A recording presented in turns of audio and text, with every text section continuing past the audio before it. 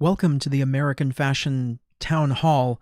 I'm Charles Beckwith, and normally I host the American Fashion Podcast, but today I'm live streaming, and I'm going to be talking to a bunch of experts about the COVID-19 situation and how it's affecting the fashion industry here in America and around the world.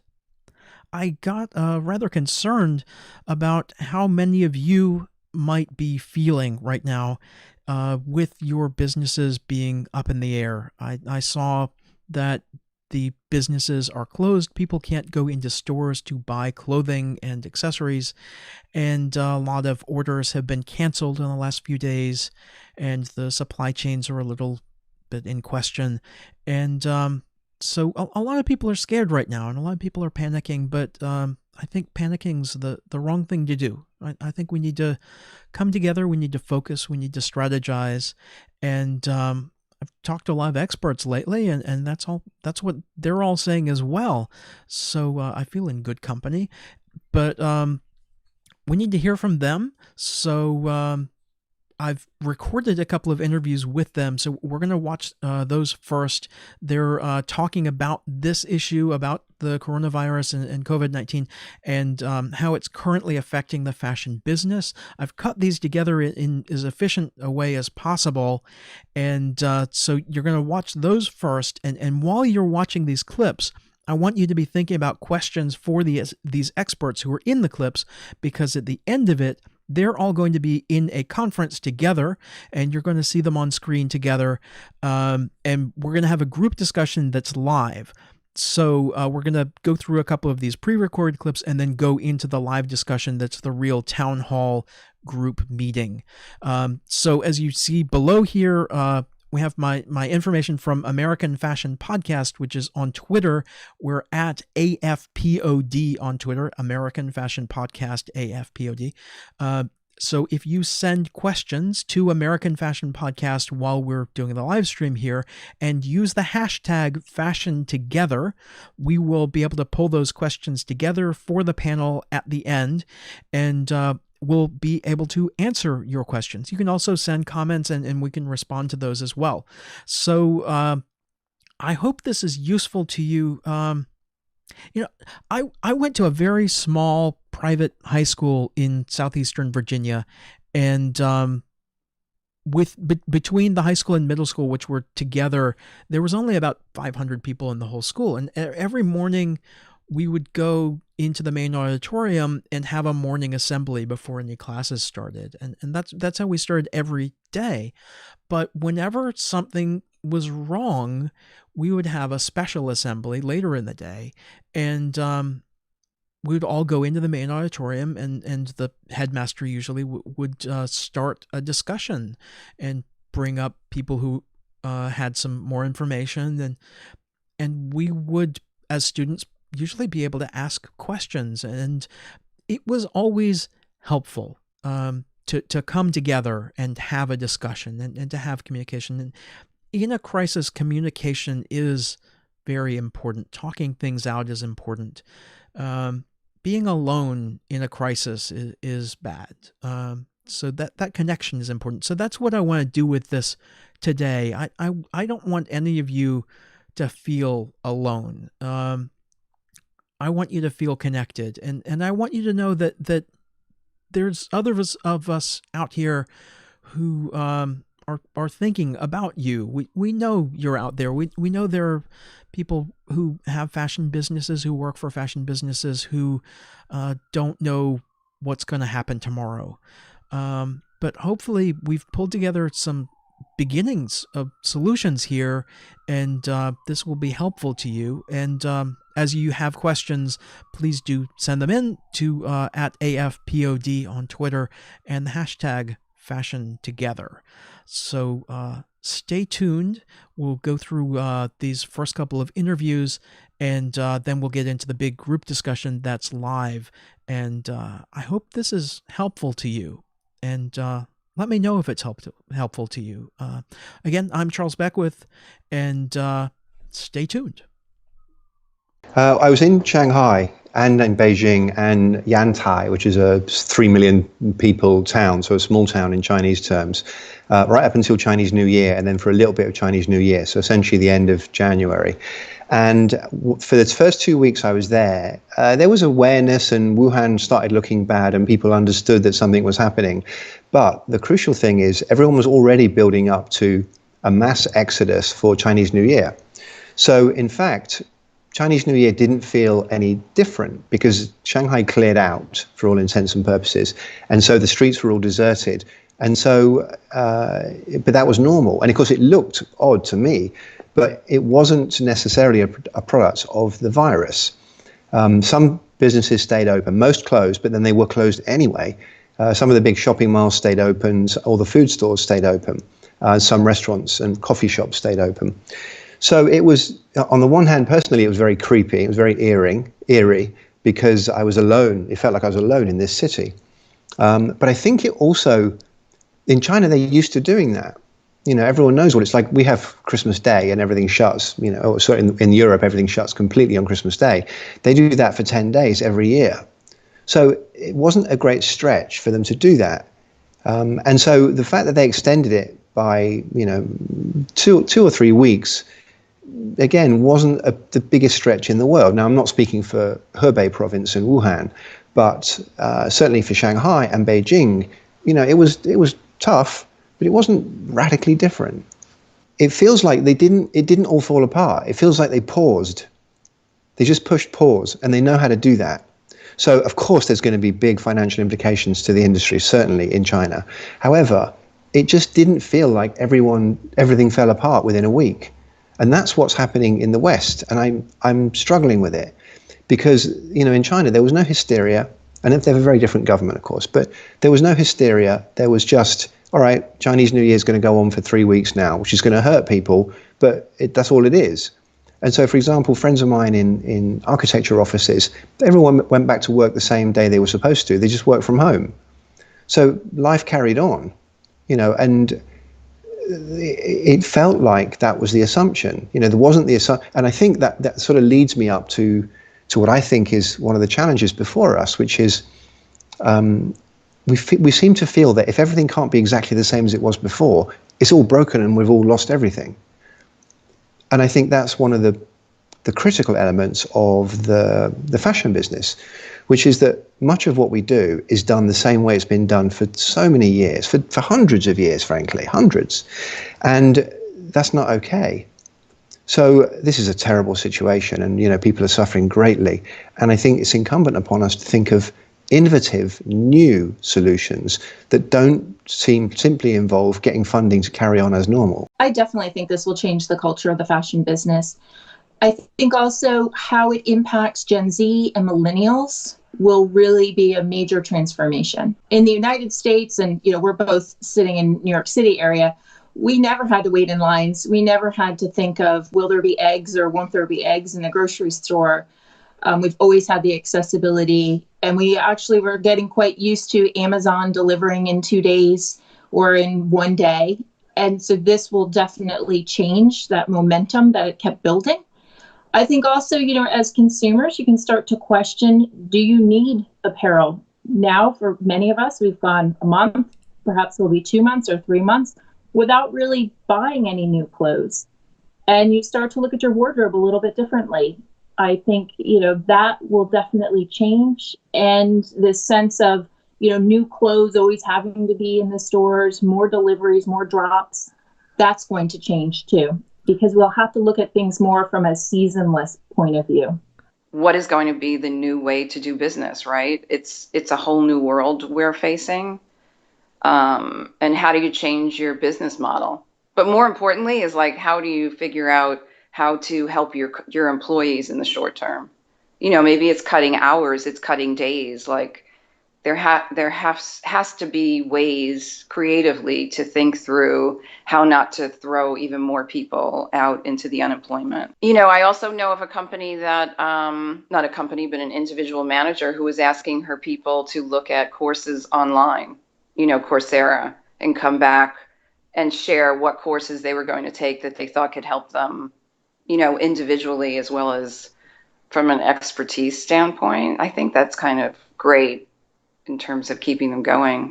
Well, the big message I say is it's got to be a we moment, not a me moment. I know that talking to vendors, I have one vendor, pretty decent vendor, and he says, you cancel your orders for the next 3 months, you're going to have to reapply to be one of my clients again, because either you're going to be with me through this or you're not. And I thought that was really interesting because I think the knee-jerk thing is we're going to have to cancel everything, fire everyone, and hold on. And, 2 weeks ago, I think most of us felt that way. I think we're 2 weeks after it. The stimulus, the first 3 bills of the stimulus have passed. So I think there's at least some hope there. The reality is that the checks aren't going to arrive for probably 4 to 6 to 8 weeks. I think people who were optimistically saying we will get back to business by the end of March are now realistically saying it might be May. And that's a little disconcerting to hear. But I'm saying to my clients, think of Mother's Day, not Easter.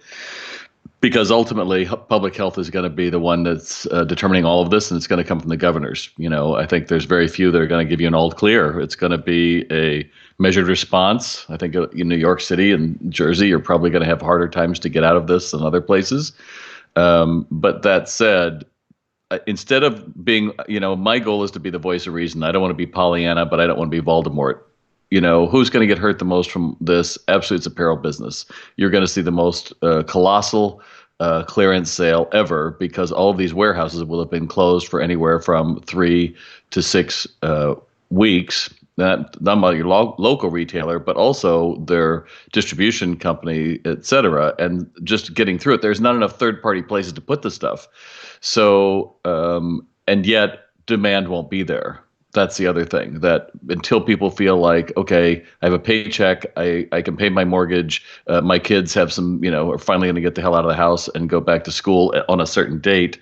I think it's going to be kind of like, I say after 9/11, we had to get the planes back in the right place, and then we had to, they really didn't park in the right places, so they had to get them back, and then they had to rebuild the schedules, and then those early adopters had to go and say, yeah, I'm going to take a plane and relax people. But then it took several months to get people just to get back to the idea of I'm going to travel again. And I think it's going to be the same way for us. I'd like to think that it's going to be different, but realistically, the malls until somebody gets a feeling like it's okay, until governors say that, it's all right for 500 people to get together, until hotels start operating normally, which is going to be longer. I think restaurants are going to take longer than we're expecting as well.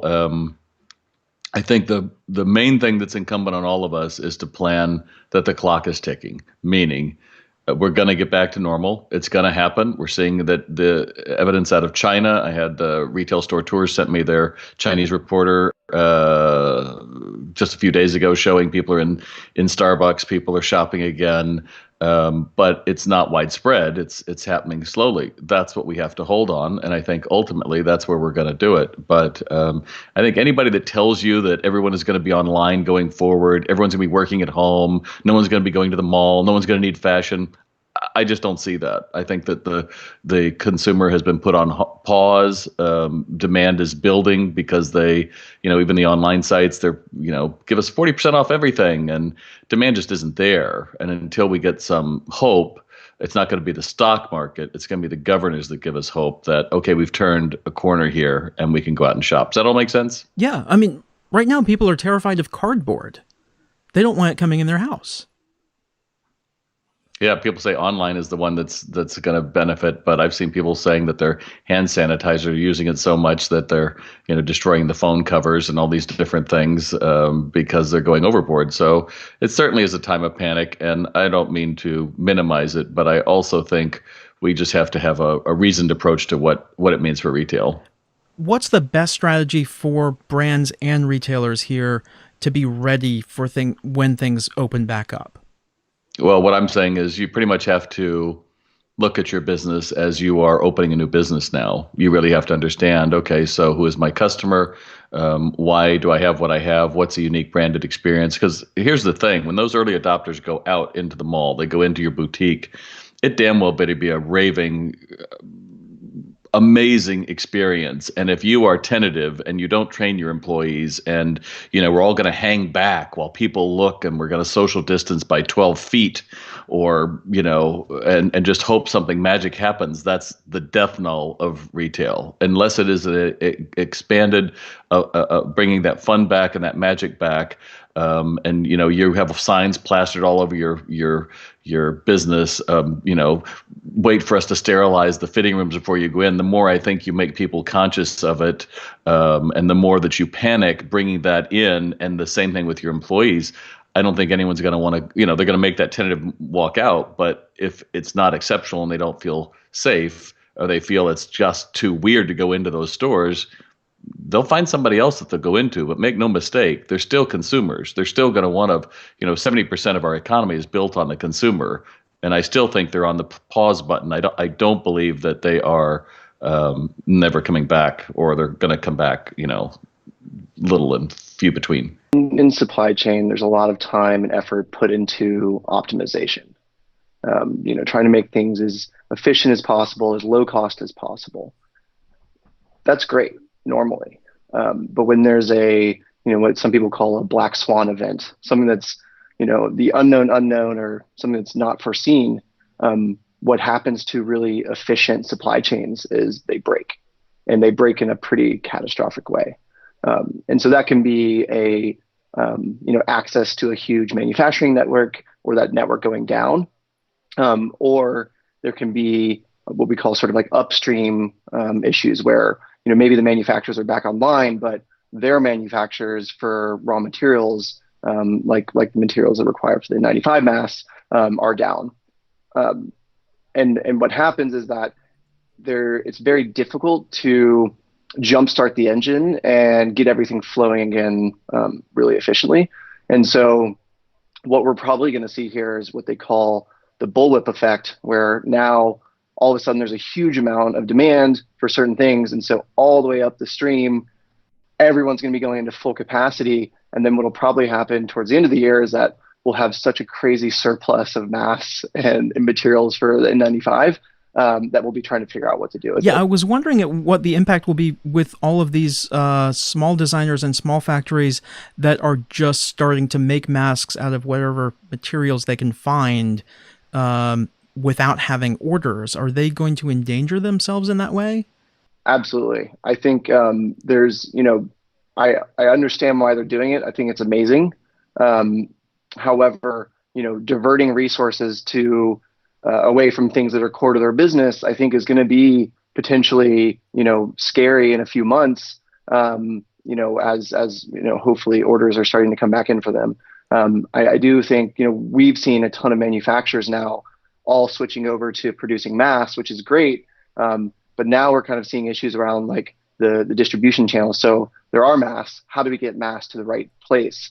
And that's what's kind of hard is, I know that you guys are spending a lot of time thinking about it, is like, what is that interface into the healthcare system, and how do we get, the masks from where they are to where they need to be? So Factory 45 launched requestmasks.com, and I was so excited to see this just come up, So I got speaking with Shannon about it, and really kind of jumped in, furiously. I thought it was such a great way to match people who were needing these with factories that could make them, or home sewers who were doing much smaller numbers. But there's obviously a great need for manufacturers to be a part of this. Home sewers have such a huge place in this, and I mean, really, thank you so much. But the volume is immense, and I understood that, and I understood that it would take a network of manufacturers who are, quite frankly, currently running on, many of them, very limited resources, obviously, because of the situation. And so, we just kind of started talking, and I kind of volunteered to do, my part, what it was that I could offer to this, as she's, of course, heading it up, and I'm trying to bring as much to the table as I can. So our current goal, our initial sort of launch is 500,000 masks over the next 3 weeks with my current, That's what I'm trying to achieve. She's got many other manufacturers that she's working with, but with my particular network, to be able to achieve, getting that many masks out just from us, it's still nowhere near enough. So the goal, obviously, over the next couple of weeks is to increase that capacity. We've been really fortunate to have donated goods from Authenticity 50 and Joanne's Fabrics, and so many people stepping up. I mean, so many people stepping up and generously donating what they can. I mean, the response has been amazing. I got 3 emails from people who wanted to make masks, and then we were hearing from like home sewers and hobbyists that they were making DIY masks. And so I started thinking about like, okay, I have access and personal relationships to all of these factories in America because of my work through Factory 45. I know the demand is there. How can I connect that supply and that demand? And so I just threw up a website on Saturday night called The Mask Project, and had an intake form for the hospital and medical workers who were looking for masks, and then a form for factories in the U.S. who wanted to make those masks. And as of today, we have over 800 hospital requests and over 200 factories that are willing to help. And I'm just right now manually matching through email intros people to send masks to. It has been insane. It has been the craziest week in a very long time. I feel like it's just gone from 0 to 60 in the span of 7 days. But what I'm learning is that people want to help. We have not set up our country to be prepared in this way where we can't tap into the resources of other countries. So it's been the education of trying to explain to hospital buyers why a mask costs $3.25 instead of 60 cents. That's been a lot of this, and sort of communicating that. So that's been a challenge. But then also seeing that we have the infrastructure, we have the American factories, and they want to help, and they want to be able to pay their workers, and they want to stay in business. And if we can sort of figure out a system for creating, again, connecting that supply and demand in a scalable way, which I think we're doing. I really have seen just so much progress made in the past week. I think that, we can get this to a point where we're rolling out, 2 million masks a week. So Lisa and I are obviously working very closely together with the Worldwide Supply Chain Federation. She actually got New York State on board, which I think is huge, to utilize our platform. What really it's about is, rather than individual procurement state by state, we're centralizing that procurement via Joor. And the Joor team has volunteered to vet all of the potential brands and ensure that they're ready to provide the PPE equipment.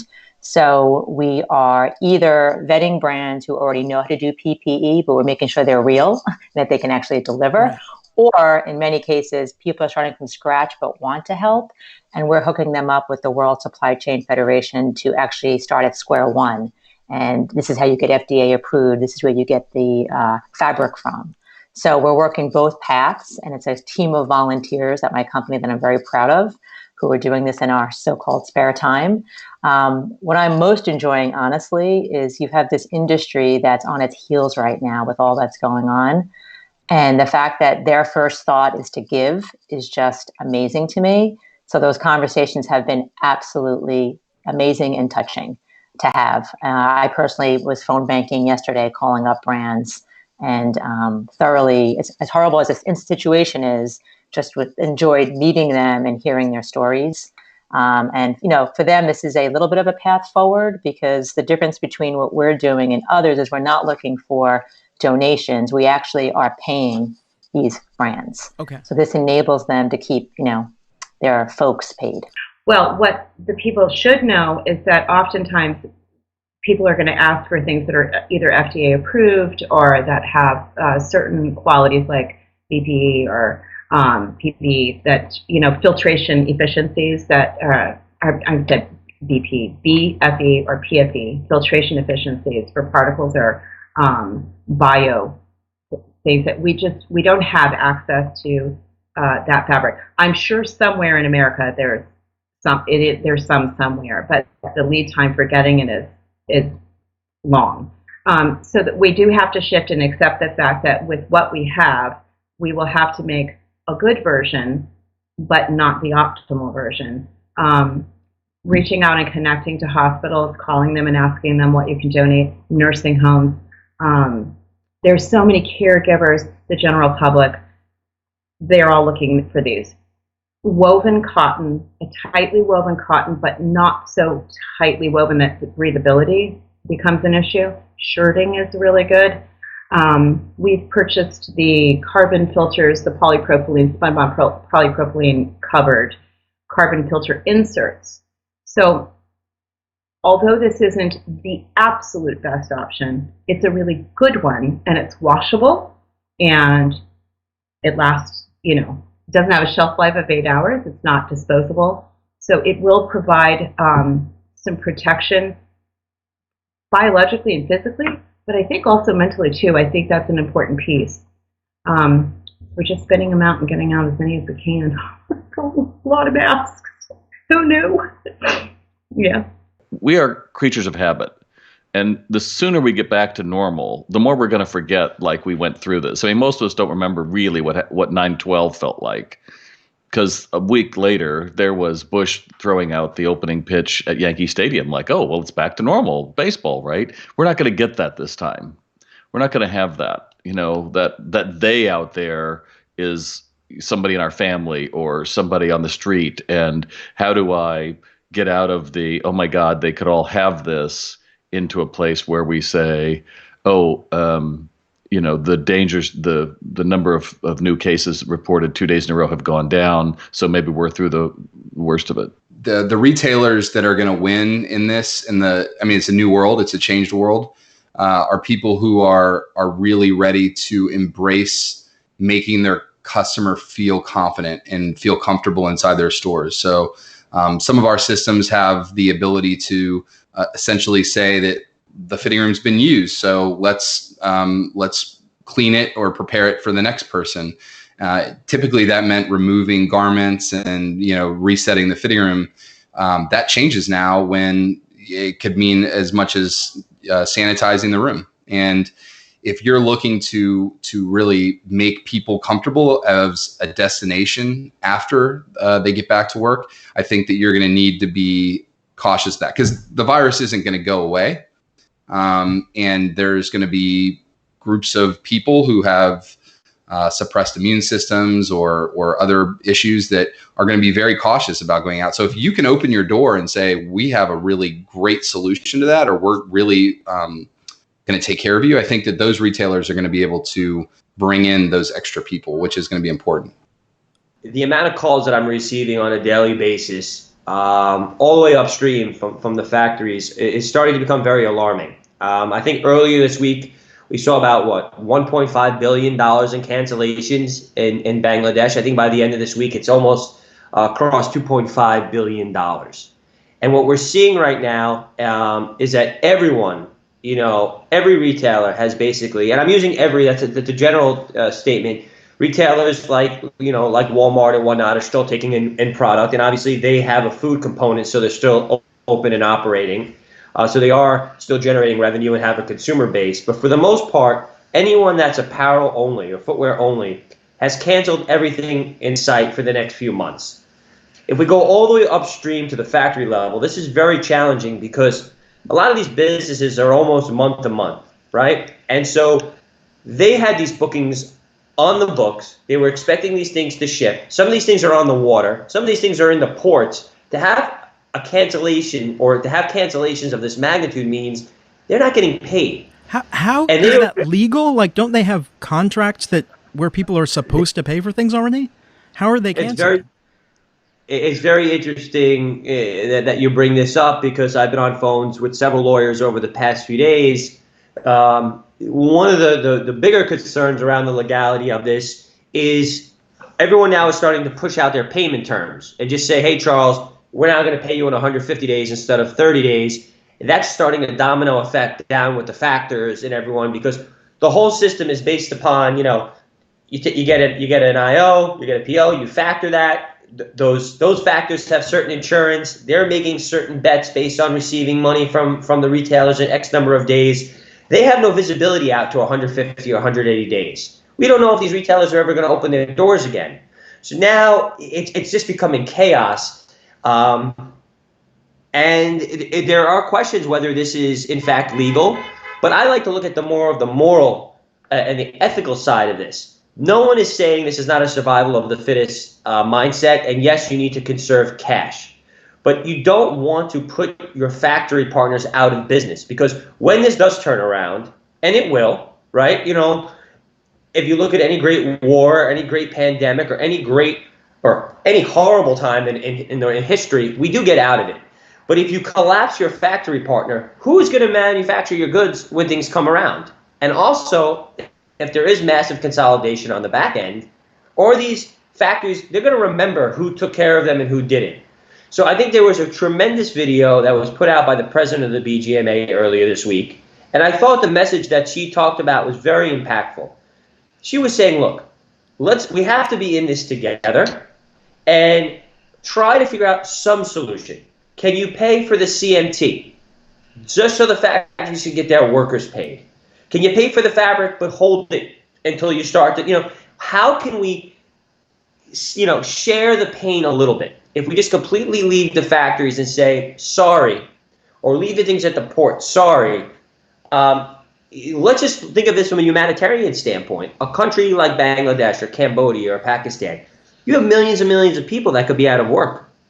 And now that COVID is starting to spread to those countries, and they're incredibly dense, their healthcare systems are nowhere near as sophisticated as America, and look what's happening here, we can have a really serious issue. If anyone's looking at their existing business model and saying, how can I keep this going? It's probably going to be very, very difficult or impossible. So the first thing you've got to do is move to the side your existing way of working and say, I now know that doesn't work. So what can I do? What are my core abilities? What's the reason I've been in business? How can I take the bits of that can survive and build on those?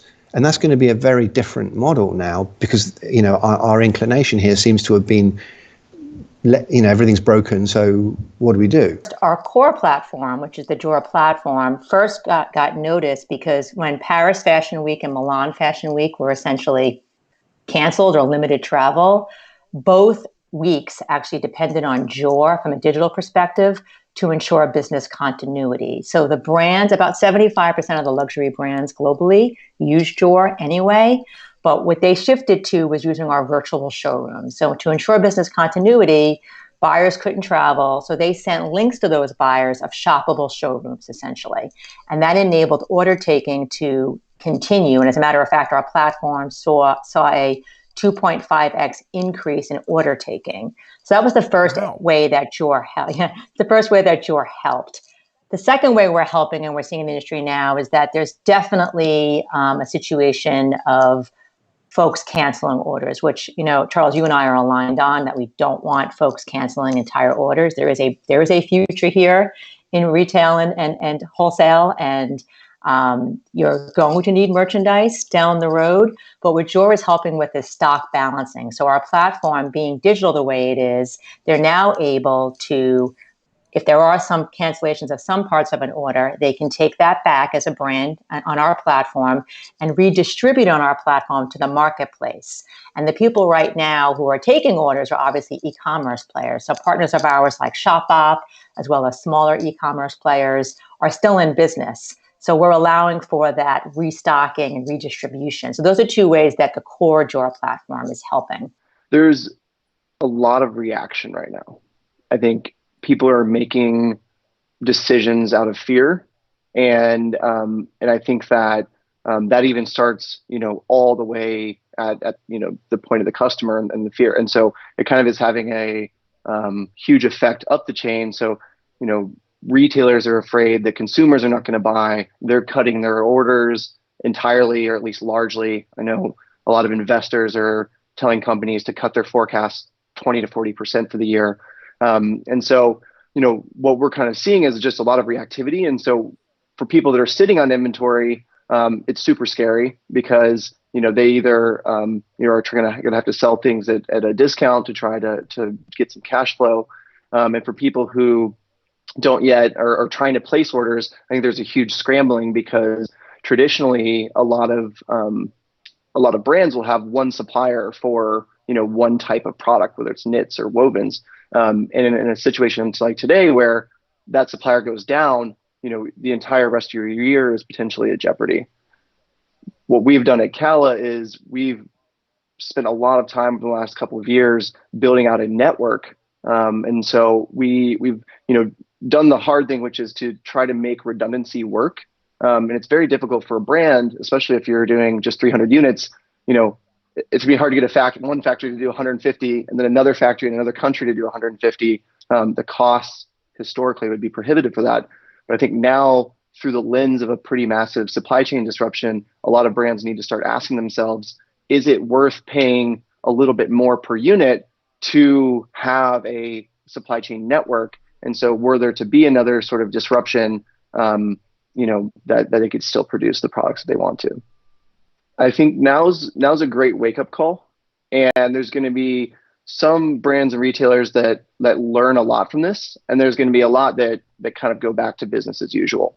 There's no better time than now to switch towards more of a drop model where you're releasing things more frequently, smaller batches, trying to produce only what you think you can sell, and really try to shrink your supply chain down.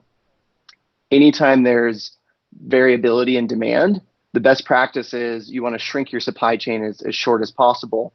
If you're, in the oil business, you can build a pipeline and have a really long supply chain because the demand's pretty consistent. But in fashion, where tastes are constantly changing, you want to try to shrink that supply chain down. And the best way to do that is to have a network of different factories where all of your products aren't going into the same queue for production. It's great for Made in USA. The beauty of small batch is that, you're not investing so much of your working capital into inventory. And so you're kind of seeing the cash to cash cycle be much shorter, which then means that, you can adapt and change as you're seeing, different things in the market. And of course, producing locally or close to the customer, just helps to kind of amplify that flexibility. Now, when the talk about quarantine started to happen, you offered a special through your platform to designers. Can you talk a little bit about that? I'm going to put your website link up on the screen here. Absolutely. So, I was actually in China January 9th, and was meeting with some of our factories there right as, I kind of consider it like an Indiana Jones moment where the wall was closing and I kind of slid under and made it back into the States, luckily. And so our Chinese factories were first to go down. And we were able to continue to produce in India and Portugal and, other countries. But as those countries now in Italy and India have started to be shut down, our Chinese factories are now fully operational again. And so what we've done is we basically have offered free access to our creator tier of service, which is great for brands and for anyone that has a supply chain disruption at the moment. We're giving free access until June 1st to basically take your existing production. If you have, more or less fully spec'd out designs, you can add them to our platform and we'll be able to quote you within 24 hours and you'll be able to, of course, get your products made. We're still, things are a little bit more delayed, but we're still seeing, around 12 weeks from sort of when you submit the collection until the products are delivered to you or to our fulfillment. And you can also do drop shipping, right? You can integrate with the Shopify and that sort of thing? Absolutely.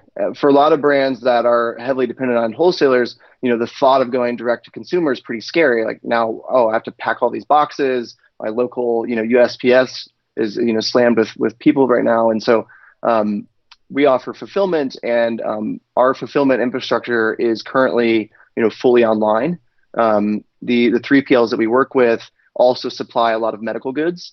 And so they're considered part of, critical infrastructure. Now, of course, the shipping times are delayed because they're very wisely choosing to prioritize the critical shipments. But what we can do is we'll actually import the finished goods from wherever the manufacturers are and have them delivered to our warehouses. And typically within 3 to 5 days, we can plug directly into your Shopify or your other storefront and start drop shipping those products to customers in your packaging. I saw an email from the CEO of Citizens of Humanity, Amy Williams, about a week and a half ago, where she posted, "Hey guys, I have a factory, I have sewers, I want to make masks, who can help me?" And honestly, she did this before all these other companies stepped up. You hear about Hanes stepping up, which is wonderful. In Europe, you have LVMH and Kering stepping up, and that's wonderful. But this was actually before all of that. And when you think about it, the smaller companies are the ones who are kind of like, how do I do this? How do I get started? So for me, it spurred, hey, Joor has the power to be a helper in this moment, right? We have a power to help solve the problem. We're actually connected to a network of 25,000 global brands.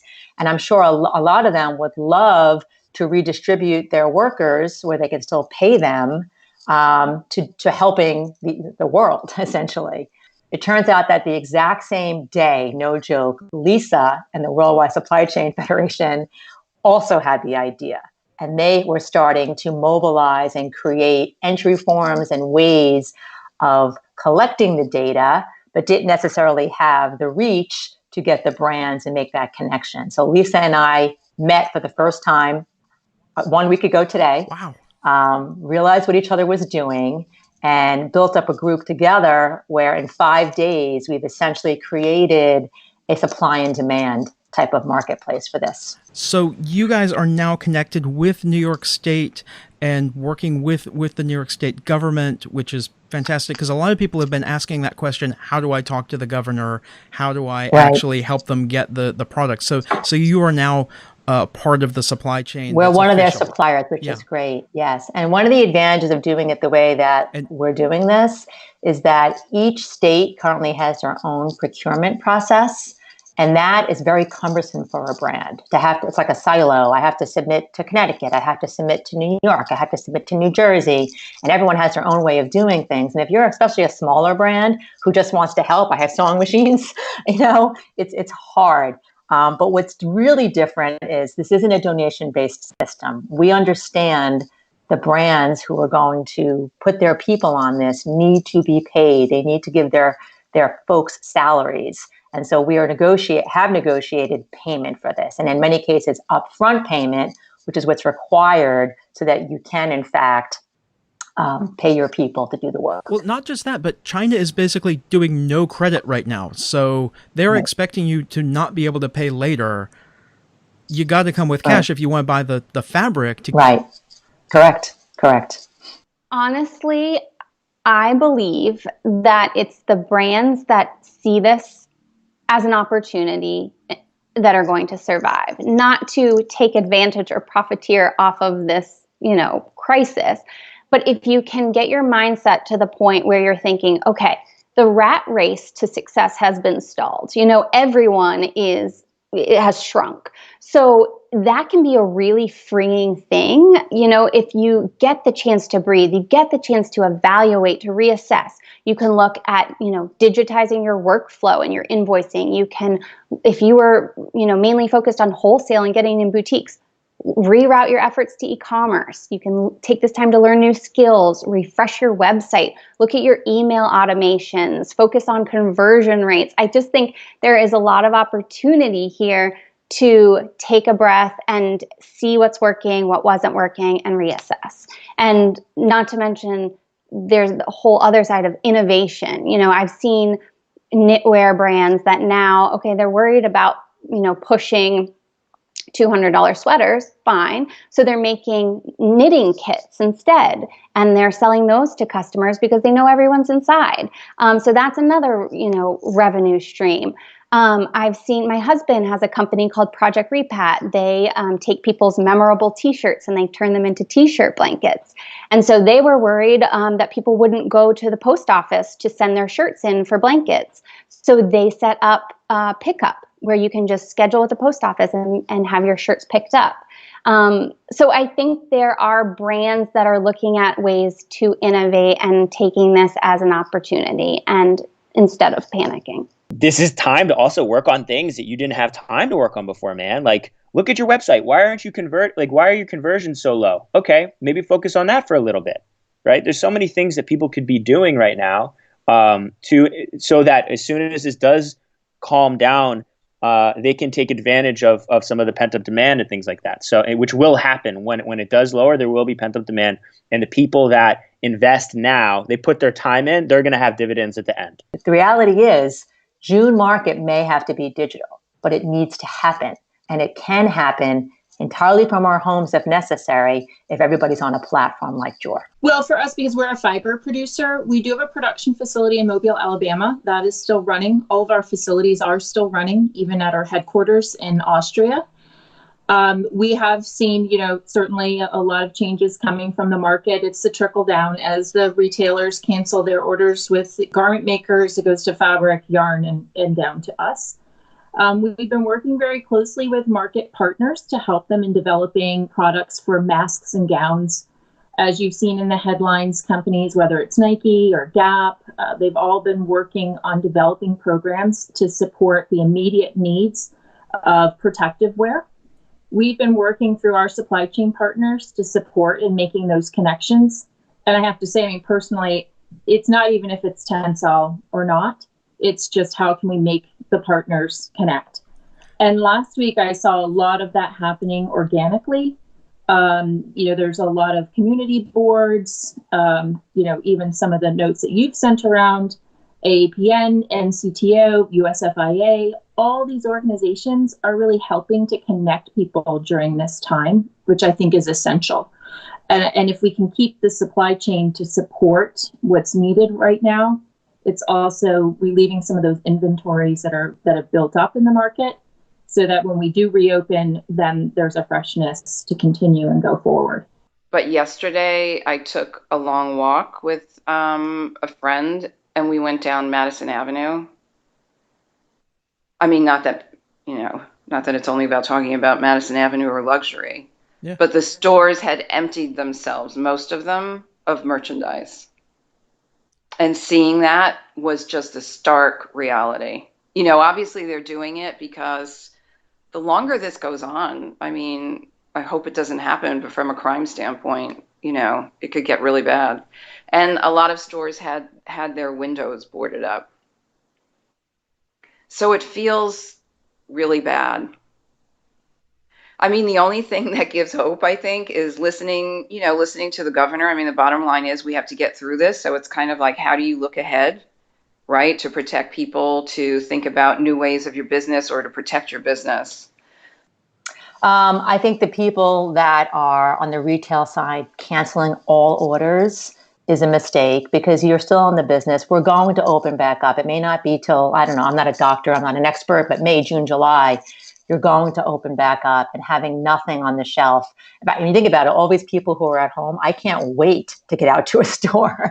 I can't wait to get out there again. And I think you're going to miss the opportunity if you cancel. And I see it no different than how I'm running my business right now. I have brands coming to me who utilize the Joor platform, which is a paid solution, who are like, Kristin, I can't pay you right this minute. I just can't do it. And I'm like, all right, look, you're not gonna cancel it because you need Joor now more than ever as a digital platform. What can you pay? Let's work together, right? I have cash flow, you have cash flow. Give me what you can right now, even if it's $100, and let's work on a payment plan for you to get back on your feet. And I think that's the way this needs to work too. These, canceling and giving up and freezing, though that may be the inclination, is the worst thing you can do right now. You really need to think forward as hard as it is. Retail and fashion was already, for the most part, a struggling sector, even in the boom market, with the stock market at all-time highs. We saw record bankruptcies in 18, then in 19. And so a lot of the fundamentals of a lot of these big box retailers were in question. Also, if you look at a lot of the DTCs, a lot of them were very VC funded. They were focused on consumer acquisition costs. So a lot of them have not reached profitability yet, which makes them very, very, it puts them at risk during a time like this because they probably don't have the liquidity to keep going forward. So now they need to find another round of investment. And during a down market or a frozen market, that may be challenging. So I think that what's going to happen is you're going to have like a re-rationalization. I think the people that were on the brink of bankruptcy are probably going to go bankrupt. I think there still are some great brands, some great IP, some great retailers out there, and what happens in times of opportunity? Those with cash are opportunists. I think they'll come in, they'll buy out some of these brands, they'll buy out some of these retailers, they'll restructure them. I don't think we're going to see every single person go away. But I do think what's going to happen is some of the archaic ways of operating, putting summer product in a store 3 months, and putting it basically in fall, or I'm sorry, putting summer product in a store, 3-4 months before it's fall, or putting summer product in the store in the winter, and then by the time it's the summer, marking it down. For the first time, you're probably going to see summer product hit the floor in August, in July. And so now you're going to have a see now, buy now mentality. Hopefully that's going to set the fashion calendar correct. Instead of putting that product in the store in December or January, and then people sitting there saying, well, why am I buying this now? And then by the time it actually becomes warm enough to buy it, it's down 30-40%, and we have this markdown cadence that we can't support. Can we get the fashion schedule to a point where summer product comes in summer, fall comes in fall? And so people are actually buying when they need it, and hopefully that's going to reduce the markdown. Hopefully this will also start, companies will have no choice now to really, really consider their inventory levels. The inventory, one of the biggest liabilities to any company is their inventory liability. So now we're going to be forced to really, really, really look at how we procure. Hopefully it will not be about chasing the cheapest needle. I've been preaching this for a long time. It'll be about the right product in the store, speed to market. Maybe you pay a little bit more up front, but you get the product in. If it turns, you can replenish quicker. If it doesn't turn, well, the amount of liability you have on a per unit basis is smaller. So I think these are things that, for whatever reason, no matter how much we talk about it, people have been slow to implement. Now they're going to have to implement. And by doing that, I think you're going to see some of these companies find a quicker road back to profitability into success. When this hit, we weren't really sure how it would affect us. We weren't totally sure what would happen. And so we created contingency plans and we modified things. And it was just crazy because every single day a different thing changed. And so our plan changed every single day in terms of how we were going to continue operating, how that would affect production timelines and new business coming in and everything, that you have to deal with. And I think it's interesting when you are running supply chain, and it's not there are certain things that my team can do in house, but the reality is I rely on dye houses and print companies and the button guy and the zipper people, and there's so many people involved in putting together products that it really requires everybody be on the same page. And so what's happened for us is, originally what we started to do was immediately we took anybody that didn't need to be working in the office, and they were sent home. So our whole marketing team, sales team went home. Even our pattern makers have their systems at their houses, so they can make patterns from home. And we just, as the weeks went on, we sent more and more people home to be able to work remotely. Including our project managers, who they're the organizers and kind of like make the whole thing run. And so they would do a lot of stuff from home, calling vendors, getting fabric and stuff like that. But then we hit that point where it was like, oh no, like we have to shut the governor and his mandate saying, hey, everybody has to stay home, right? And so at that point we I think we did what a lot of people have done, which is we asked around and we talked to different leaders in the community, and we said, okay, well, what's going on? What's needed?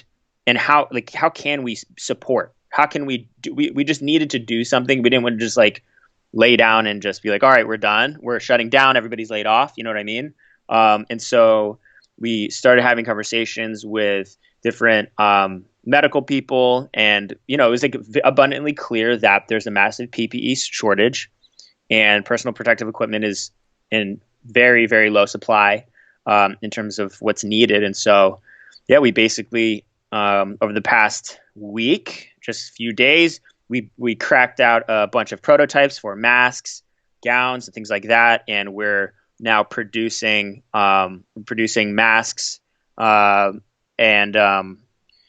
trying our best to basically survive and keep basically create a win-win structure where we can keep our sewers employed and the people safe while also providing products that people need. A lot of the bigger brands have actually been really cool about, they've been understanding and saying, hey, you know what, like we know you're not going to deliver on time, like according to like whatever the timeline was before. We know that might be pushed back, and that's okay.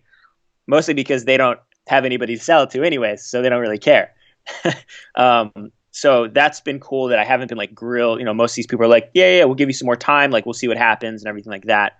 And so a lot of people, like, that's okay. Obviously, that means we don't collect on those funds, and so that puts us in a bit of a crunch.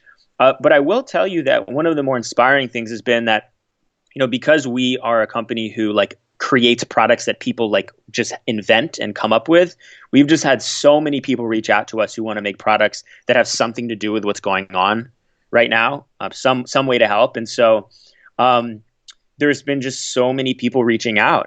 There's still a tremendous amount of calls that we're getting, tremendous amount of leads coming in. It also has created an interesting structure for all the people that are home right now. They don't have too much to do. So it actually turns into a situation where it's like a lot of the people who start clothing lines with us, they have 9-to-5s originally, and now they're home. And so now they have all this time to kind of like plan.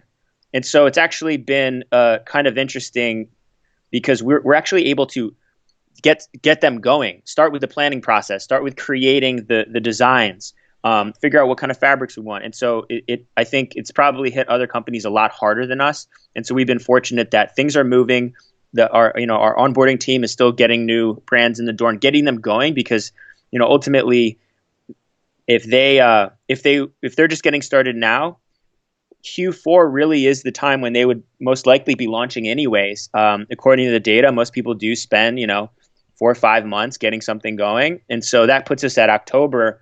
So if we believe that we'll come out of this by the end of the year, it's actually a really good time for them to plan something if they have the means to do that.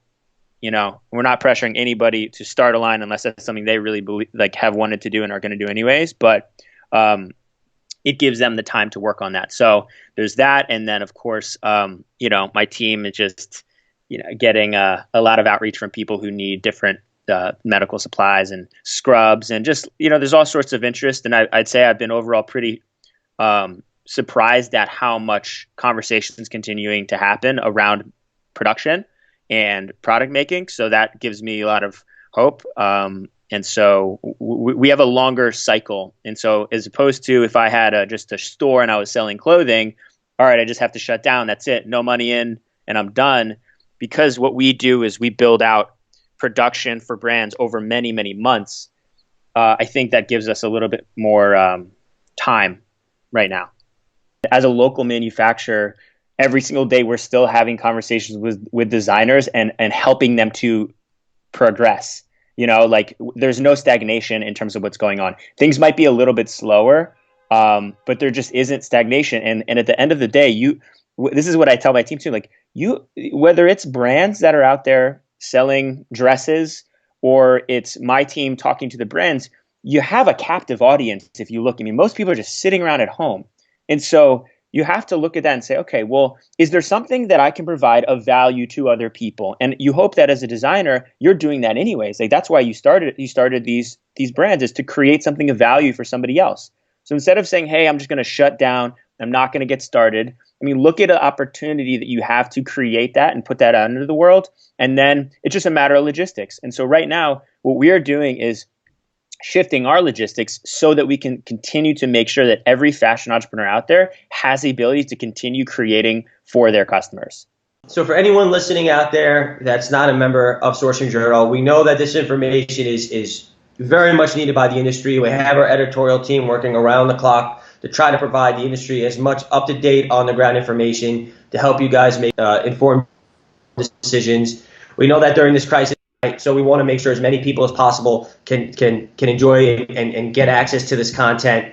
We're going to slash the price 50% for anyone that's listening. All you have to do is go to the subscribe page and put the fashion together name, put that fashion together in the promo code line, and you will automatically get 50% off at checkout.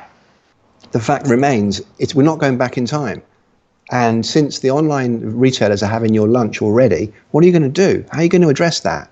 You can't just focus on the past. So we've got to look for new ways of doing things. And that's what the smart companies are doing. And the same with designers. You've got to look at, it's lovely having a runway show during Fashion Week. It's wonderful. But is that the only way you can do it? Really? Can't you come up with something new? Because that's what people are doing now. And if we don't evolve with it, we old people in the industry, then we're going to get left behind. So it's the new fashion thinking that's critical here. And I think that this virus has pushed us into a situation where we're compelled to embrace sustainability, not just because of the situation, but it's all wrapped up together. So we must do that, sustaining our business, sustaining our workforce, sustaining the planet, etc. So, I don't want to be Pollyanna about it, Pollyanna-ish, because, it's a tragic situation. But at least let's take what we can from it. Let's use this as a call to action to do something more creative, more innovative, more sustainable. Now.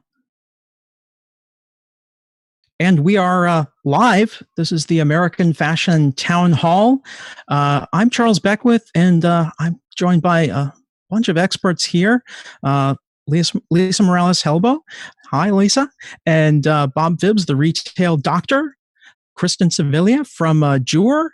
Simon Collins, who's from WeDesign. Shannon Lohr from Factory 45. Zack Hurley from Indie Source. Kathryn Hilderbrand from Good Clothing Company. Ed Hertzman from Sourcing Journal, Brian Laney from Alert Tech, Andrew Wyatt from Cala, and Tricia Carey from Lenzing. And I think we may have one or two more joining us shortly. We're going to talk about what's going on in the fashion industry right now, what's affecting you all out there, and what's affecting us, because we're all part of this. It's affecting us, and it's affecting those around us.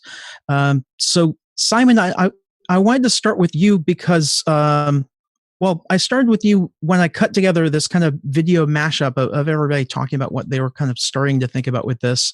And I understand it is now the law that every fashion conference must start with Simon Collins on stage. Sadly, it is a trap that many conferences fall into, and they have my sympathies. But thank you for that, Charles.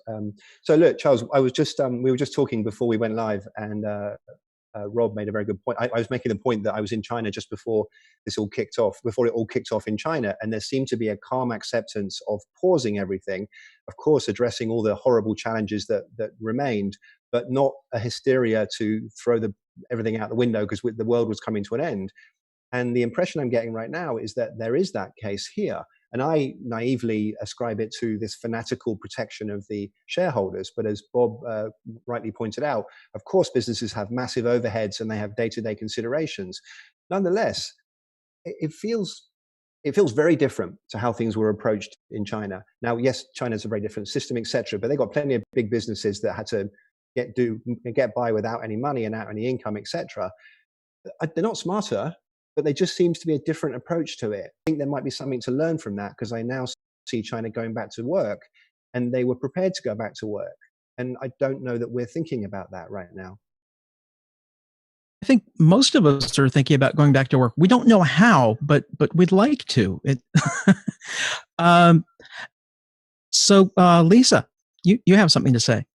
Yeah, I think that what I saw early on last weekend when we first started addressing with the PPE shortage is that donations are great, but this is really an opportunity for us to look back at what was done in World War II and create jobs. So this is a supply chain issue, and we see it as an opportunity to redirect current manufacturing to made in the USA. It's really made it crystal clear how we are, and how it is more than just a job creation story to be able to reinvest in made in the USA. It's a matter of national security. Yeah.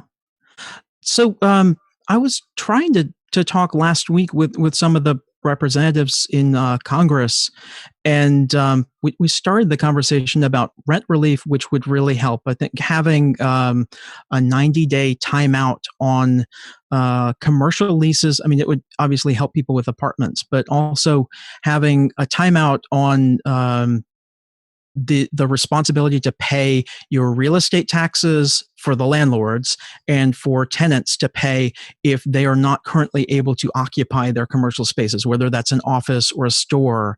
That would take a lot of the overhead out of the way. And that's a pretty easy thing to pass that would immediately take effect, that versus, sending out checks. But we haven't heard much about that from the federal level yet. But I know that AAFA was pushing for some measures. I'm not sure what they're working on right now. Should we accept right now that we're not going to get much help from the federal level? Because I can't believe anyone's not absolutely astounded by the absolute lack of any kind of sensible leadership from there. Conversely, we have our local state leadership, which seems to be doing now a particularly good job. So I don't know how much power they have in that kind of situation. I'm not an expert there, but I'd certainly be looking to them for guidance rather than the federal. Yeah, a lot of people have been saying that the governors are giving them hope, particularly here in New York. People are watching the governor and saying, oh, he's actually doing something, which is good. That most of the time they didn't even notice he was there. So, Bob, what are you thinking on all this? You're still muted. So you're calling on me. Okay. Yeah.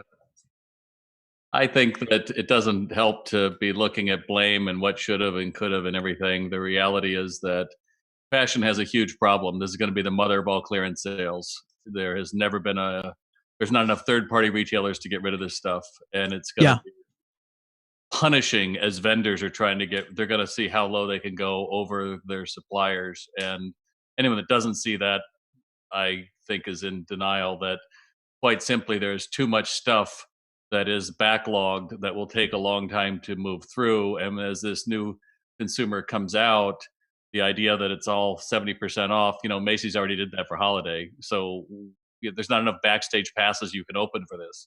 So realistically, there is a huge issue of no demand, over inventoried for this time of the year. And at the same time, not a lot coming in fresh either. So, how does a retailer balance all of that is not going to be easy. And it is going to be the death throes for several retailers for the simple fact that they weren't making money to begin with. So even though we're going to get checks in 4 to 6 weeks, I think that's one thing. But through all of it, I think the leaders are figuring out we have to believe that there's another day that's going to open. But we also have to take this seriously. This is a public health crisis. And, I still have people that say, should I close or should I stay open? It's like, if you have to ask, I think you should close. But a lot of people feel like anything that's mine is going to keep me in business. And I think this lack mentality isn't going to end up boding well for anybody. But ultimately, you've got to figure out, yes, when we do reopen, whether that's 2 months, 4 months, whatever it's going to be, there's a colossal shakeout that has to happen. And I just don't know physically how that can all happen. So we have our first question from Twitter. Rebecca Thompson, who's using the hashtag Fashion Together. That's how we're finding these, and addressing us at AFPOD, American Fashion Podcast. She says, how can consumers be more supportive of the industry right now without causing unnecessary harm to workers? Anyone want to field that? So, sorry, it's me again, but shopping online. See, again, I'm just going to go back to China since I'm there the whole time, all day, at least on the phone. Nobody stopped shopping. Everyone carried on shopping. And friends of mine that work for the big online retailers like JD said they're having the best year ever. So JD in particular, because they own their own last mile of delivery. So nothing got in the way of them delivering, no matter how bad it got. Obviously in Wuhan, no, not the case. But elsewhere in China, they had a great year, or are having a great year. So And I'm mindful of all the risks we put to delivery people and how we don't want to overload the system when they should be delivering more important things than fashion purchases. But at the same time, it's an industry and people need jobs. So we can still shop. Those of us that are working, we can support local businesses. We can do that right now, today, if that's what we choose to do. And yes, there are bigger priorities than that, but let's not lose sight of it, because that's something we can do that's direct help. Yeah. Ed, I know you have to jump off pretty soon. What are your thoughts here? I know the landscape's changing very quickly, and sourcing journals staying on top of that. What are you seeing? And I mean, what's changed today, really, because it's happening so fast? Oh, it's a little bit worse every hour. So that's kind of how I feel. I'm on the phone pretty much every night with the factories in Asia, and I've never seen more humility in the past few weeks. Individuals who were billionaires or, had multi-billion-dollar or $100 million enterprises that have gone literally to zero. So one gentleman said to me, he has operations in 10 different countries. And when can you ever imagine that you could be that diversified and watch every single country go to zero? I mean, just a couple comments. We talk about rent deferment. Again, that's not rent. That doesn't get you out of the rent liability. So it's the same thing if you look at... No, it's a waiver. That was the idea, is that everybody would get, like, there's no rent and there's also no tax liability during that period. So it's paused. What about the people that own the buildings, that own the shopping malls, that the commercial, the people that have to go back and pay the mortgages on the are we just going to bail everybody out? It would be a pause on all of that. So there would be no mortgages paid. Everything would just be pushed back by 90 days. Like your mortgage, you just not owe the next month's payment for 90 days. Correct, but it's still tacked on. It's deferred. It doesn't go away. So these businesses... Yeah. As of yesterday, I think I was reading $99 billion has been drawn down in credit facilities by fashion brands. $99 billion. And we're in what, week 2, week 3? And every day, that's what I'm saying, this panic is becoming very, drew down what, $1.5 billion of their credit facility. They furloughed 150,000 employees. There is no economic model that works on a zero revenue game here. There's, you can look at any great recession or anything like that. We're at zero revenue. And I think that, yes, you could tell people to go out and shop, but if you watch the news right now, people are in such fear about their jobs, about their livelihoods, I think the last thing anyone wants to do is go out and buy discretionary products. So yes, you may buy baby clothes and stuff like that, but I think it's very hard. I mean, I'm getting emails from some of my favorite retailers, 50% off, 60% off. It's just not on my mind right now. And I think I agree with Bob 100%. Anyone that thinks that there is not just going to be a day of reckoning in this industry, I think is in denial. I think, unfortunately, we are going to be one of the more affected sectors. Some will rebound quickly, but I just think that we were troubled before this. So I hate to be pessimistic. We're not going to be naked. But there's going to be a lot of new players that are going to emerge and a lot of old players that are going to disappear. Okay. So who's the optimist here? Who wants to go the other direction? Me. Yes? Okay. Sorry. Go ahead, Kristin. Sorry. Yes. I believe that I see signs of hope in this industry. I do not disagree at all with the fact of day of reckoning and that but I think that we're at a crossroads right now as an industry. And there's going to be those that learn from this and those that don't. So our ways need to be changed for sure.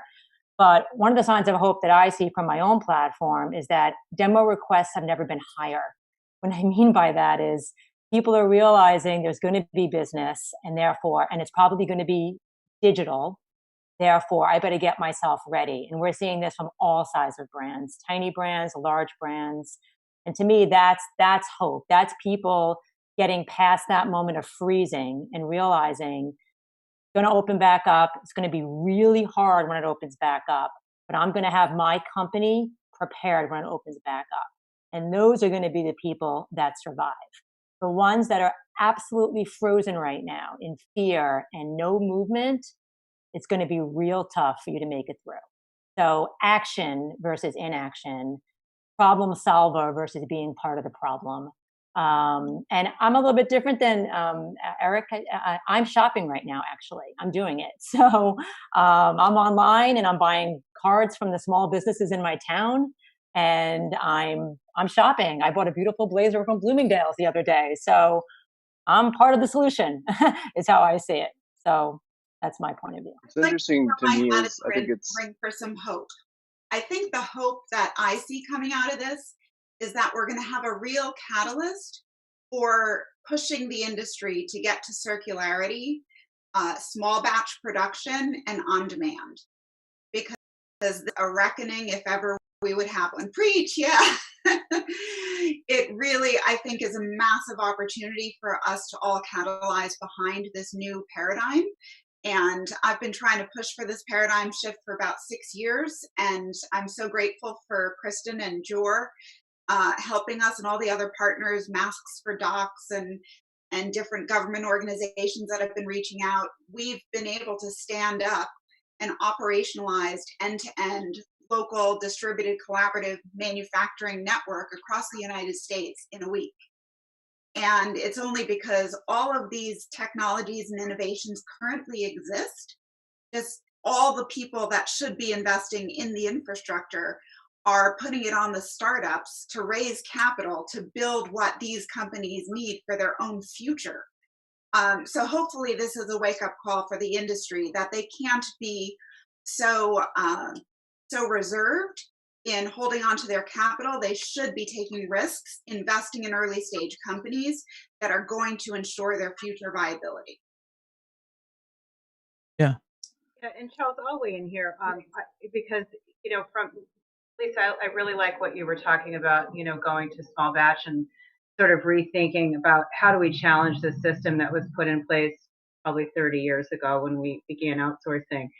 And, when I was on the show with Charles, I don't know, Charles, like 3 years ago now or something like that. Yeah, you brought Tim Gunn. I will never forget that. I did. That was great. It was a good show. But one of the things that I was talking about, and we weren't really getting listened to at the time. I mean, we had a few ears on us, but I've felt this before we got in this industry as a tailor, that directly we value things based upon price or based upon how quickly we can get them made and all of this other stuff. And I said there will be a day of reckoning. This will happen, and we will not be prepared. And so this is our opportunity. This is how I see it. This is our opportunity as manufacturers to show that we've got the grit, we have the know-how. This is the problem. Lisa, I agree with you 100%. This is just another opportunity for us to show, just like we did back, in World War II, this is what is needed right now. And we can show what America has available to it and how we can think and problem solve. And not problem solve in a way that we're giving everything away. We are donating a portion of what we're doing, but we're a business. I need to pay these people here who are working. I'd like to get paid. And I want to use this as an opportunity to bridge the gap to when we return to things as they were, and at the same time, provide something that's needed. And maybe, just maybe, if we can all do that together here in the United States of America, and I think globally too, but if we could get that going back on our grounds, maybe this will be a lesson to us all, not to be sticking all of our eggs in one basket. I mean, that's just my 2 cents, but that's how I feel. The problem is that we put our eggs in the entire global basket, and nobody could have ever seen this coming all at once. But I think the challenge there is also a little bit of the relief. I forget who said it in their interview. It's the fact that we're all in it together. So everybody from the guy holding the mortgage for these commercial real estate properties all the way down to the person who's hopefully delivering the food that that we're ordering from our local places, because I've been trying to keep all my favorite waiters employed. So I mean, the fact that we're all in it together is really the savior, but the paradigm shift has to come in that we have to have a little bit more padding underneath some of these staples of our culture and our marketplaces. I think that people who do that, who change fast and see it, hopefully that are already ahead of the curve, are going to be the ones that pull out of this. I think there's a tremendous opportunity for anybody that has been thinking about getting into this in a more serious way. I mean, for me, as a small batch manufacturer in the U.S., like I can't tell you how optimistic I am and I mean, I'm representing fashion entrepreneurs in this country. And I asked my team, like, how is it going? Like, are you guys getting the same number of calls, conversations, meetings? And my team is incredibly optimistic because of the conversations they're having with people who are calling in at the very concept level. I have an idea. I want to start a new product and create something that I think people need right this second, all the way through to I need production because my stuff in China is not coming. So I need manufacturing now in LA. Let's make it happen. And so from the very beginning of concept through to where we're shipping product, I'm not seeing like, yes, I think it's important to clarify who we represent. So for me, I don't represent the big, massive brands. Like I represent the smaller, independent entrepreneurs around the country. And yes, some of my brands are doing millions of dollars, and a lot of them are distributed teams around the country. But I think we have to make sure that these people know that right now is an absolutely magnificent time for them to take advantage of this and step up and start to grow and build something. This is like their moment. And my problem with all of like the negativity is that yes, bigger businesses will go under for sure. But a lot of these other businesses, they don't have as much risk. And they're going to be in a position to actually take advantage of this scenario, especially ones that have been producing locally. And so I love that this is a new opportunity for domestic manufacturing. Certainly, there hasn't been enough here at all. And so hopefully this does create a new shift. But I'm incredibly optimistic, at least for the people that I am committed to, which are the fashion entrepreneurs in this country. Yeah. So we have some questions from Twitter and Facebook. So Madahari from Facebook says, how can small brands win customers now?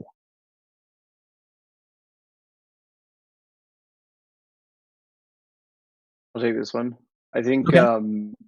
For small brands, there's kind of two sides of the coin that are going to be at their advantage right now. As Zack was kind of alluding to, it's never been a better time to be a small brand because I think people are more than ever thinking about how their dollars are actually being directly invested in the survival of things that they care about. And so I think for small brands, it's being on social media more often. I take some inspiration from music industry, and they've really come together. They're live streaming on Twitch, on YouTube. They're doing DJ sets, alone or collaborating through Instagram Live. And I think it'd be interesting to see brands doing the same thing where, they become even more engaged in the community, get their audience more engaged in the products that they've created so that, if someone's sitting at home and needs a white t-shirt, instead of going to, a Macy's.com or something, they're going to, madhappy.com or one of these brands that they're super excited about supporting. And so I think that's an extreme opportunity. I also think that it's an opportunity to explore paid marketing right now, especially if you've not done it. So many big brands are cutting billions of dollars of ad spend. All of the tech companies that are laying off all their employees because the venture funding is drying up, they're not spending millions of dollars on paid. And so I think for a small brand to hire somebody on Fiverr, like spend $100, spend a couple $100, get your product and your story out and in front of a different audience, not just the people that follow you. I think it's extreme opportunity for brands doing that right now. Yeah. Andrew, will you remind the audience of what's going on you have two opportunities right now for everybody who's listening. Absolutely. Yeah. So ca.la/free-access. We're giving access to free access to Cala for anyone who has current production abroad that's being disrupted. They can switch it over to our supply chain and we can help them produce those products. And then the other one that's really exciting is causes, causes.ca.la. And basically what we're doing is we're enabling small businesses, musicians, artists, people that really bring the richness to our lives. My local coffee shop, Little Canal in Chinatown, I'm going to be really upset if those aren't around when things kind of come back to normal. And so what we've decided to do is basically enable any of them to create merch based on a t-shirt, sweatshirt, or a tote. And it's no upfront cost. All they have to do is sell 20. And then after a 2 to 3 week pre-sale period, we'll actually produce the items, directly ship them to their customers. And so it's a way that these people that are streaming on Twitch and YouTube can not just put a GoFundMe link, but can also enable someone to buy a T-shirt, or you can buy a T-shirt. Actually, my favorite place to get my haircut is Gino's Barberia in Greenwich Village. And not only do I need a haircut really bad right now, but I've been thinking about, like, what are they doing? And so we're actually Gino's Barberia is going to be on causes.ca.la, and you can buy a shirt from my buddy Yuri or Gino or one of these guys to help support them. Great. So another question from Facebook from Marianne: sustainability angle on mask production. Is making all of these masks going to have a negative impact on sustainability, and what's that impact like? I mean, for starters, we're using material that's just sitting there, so we're actually getting rid of dead stock, right? In most cases, you are getting rid of dead stock. I mean, what's the alternative? It's about human lives, so you have to make the masks. I think the challenging part with the masks is everyone being aware of regulations. Now, if every single American needs a mask, as the CDC is discussing, even as citizens, that opens up a whole other market. But we need to be clear on what that means and what type of materials are being used. But when it comes down to somebody's health, that's what we need for sustainability. Yeah. I see two big issues. One is what I talked about a little bit earlier, Charles, around the bullwhip effect, where when everyone that could possibly make a mask is making as many masks as they can, and then everyone who has never made masks before are now starting to make as many masks as they can, it will at some point soon, I think, fulfill the need for masks. But then what's going to happen is this huge wave is going to come afterwards. And I do think we're going to be, hopefully finding some designers and artists that will find a super interesting way to use N95 masks to create beautiful art. But the other interesting thing to me is the KN95 mask, the lesser known mask that's basically supported China through their entire situation. And there's hundreds of thousands, and that's the wrong number, hundreds of millions of these masks that are available, and they can't be imported into the US right now. And it's hard for me to hear, that people are trying to wash their masks or just using dirty masks, when a slightly lesser, if you go to 3M's website, like, it's almost identical specs of what the KN95 mask is. That's something that's a little bit disheartening to me, is why, can CDC have another look at those and see if maybe that's an option in the short term? Speak to that a little bit. So we've had lots of over 500 people across the country speak directly to doctors and nurses for the past week, and there's a number of issues. Procurement offices are actually at many hospitals, telling their doctors and nurses that they have to sign a waiver. They're being forced to wear no PPE because the procurement office doesn't have anything. Sign a waiver that they're not liable for employees at risk for providing no PPE. And they're forced to make the choice to either not bring something in, or if they bring something in from home, if they wear it, they can be fired or resign. And this is what's happening at so many hospitals across. The news isn't talking about it. We're hearing directly from doctors and nurses. And so we've had grassroots networks actually just calling directly with a doctor and a nurse at a specific hospital and having a motorcycle crew drive up and meet them in a back alley to provide them PPE. It's that bad. Wow. Okay, so question from Candy on Twitter: how can small online brands collab with larger brands and retailers to help keep them top of mind? I'm not sure if she meant the larger brands or the smaller brands and retailers being top of mind, because I think everybody's struggling to stay top of mind in the market right now. Anybody? Simon, you're muted. So I used to work at Parsons, and so I was exposed to a lot of 19 to 22-year-old designers, and they would often look at me and look at the industry and say, why'd you do it like that, Grandpa? Why have you been doing it like that for so many years? Why can't we just do it this new way? And so they went out and they did it this new way. And to me, it all starts to get together in this this tendency that I'm seeing elsewhere, complain about why it can't be like it was before. Why do people have to do that? Like complaining about masks, maybe, worrying that there might be too many masks. God forbid there could be too many masks right now in New York City. We're in this dire emergency. So there seems to be there seems to be a tendency to focus on the negative, to complain about what people are doing, to complain about why it's not the same way it used to be before. And I just think that's idiotic and not going to be helpful. I think the people that are going to be successful are the ones that are focused on what can I do that's good now? Not who can help me. Not how can I tie up with someone else for an easy way to get big. Not that, no. Well, how can I fix it for myself? How can I do something that will, because we can all do it, we can use our phones to do anything now. So there's just this, I find it maddening, this inclination to complain about other people, to worry about what you haven't got, to look for someone else to solve it for you. When in fact, if you get up and you change your mentality and you look for ways that you can provide value, you can create value in your own life and in your own business and maybe to other people's. That's what's going to resonate. That's going to be the story that people are going to remember afterwards. And when things do go back to the new normal, which is not going to be the old normal, but people are going to look around and say, who's still here? Who was smart? Who was helping? Like hearing about Andrew's plan to celebrate small businesses. I love that. That's what we want. Who was helping? Who actually did something good? Not who sat around complaining with their hand out saying, someone help me until I can go back to how it was before. And I know that sounds like I'm ill-informed, because I am, but I hear it too much. And I've been hearing it too much for too long that I don't think there's something in it. So I, for one, am looking around for who's got new smart ideas. I mean, that's what we're doing with our company. We have no interest in we run an education platform. I have no interest in a big building and tons of people there every day and trying to find something for them to do. I'm about what does the market need and how can I provide that?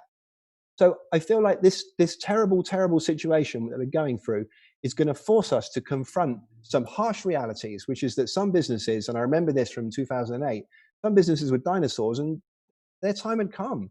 And when I say that, I feel desperately sorry for the people that are going to suffer as a result of it. But I think it's an inevitable reality.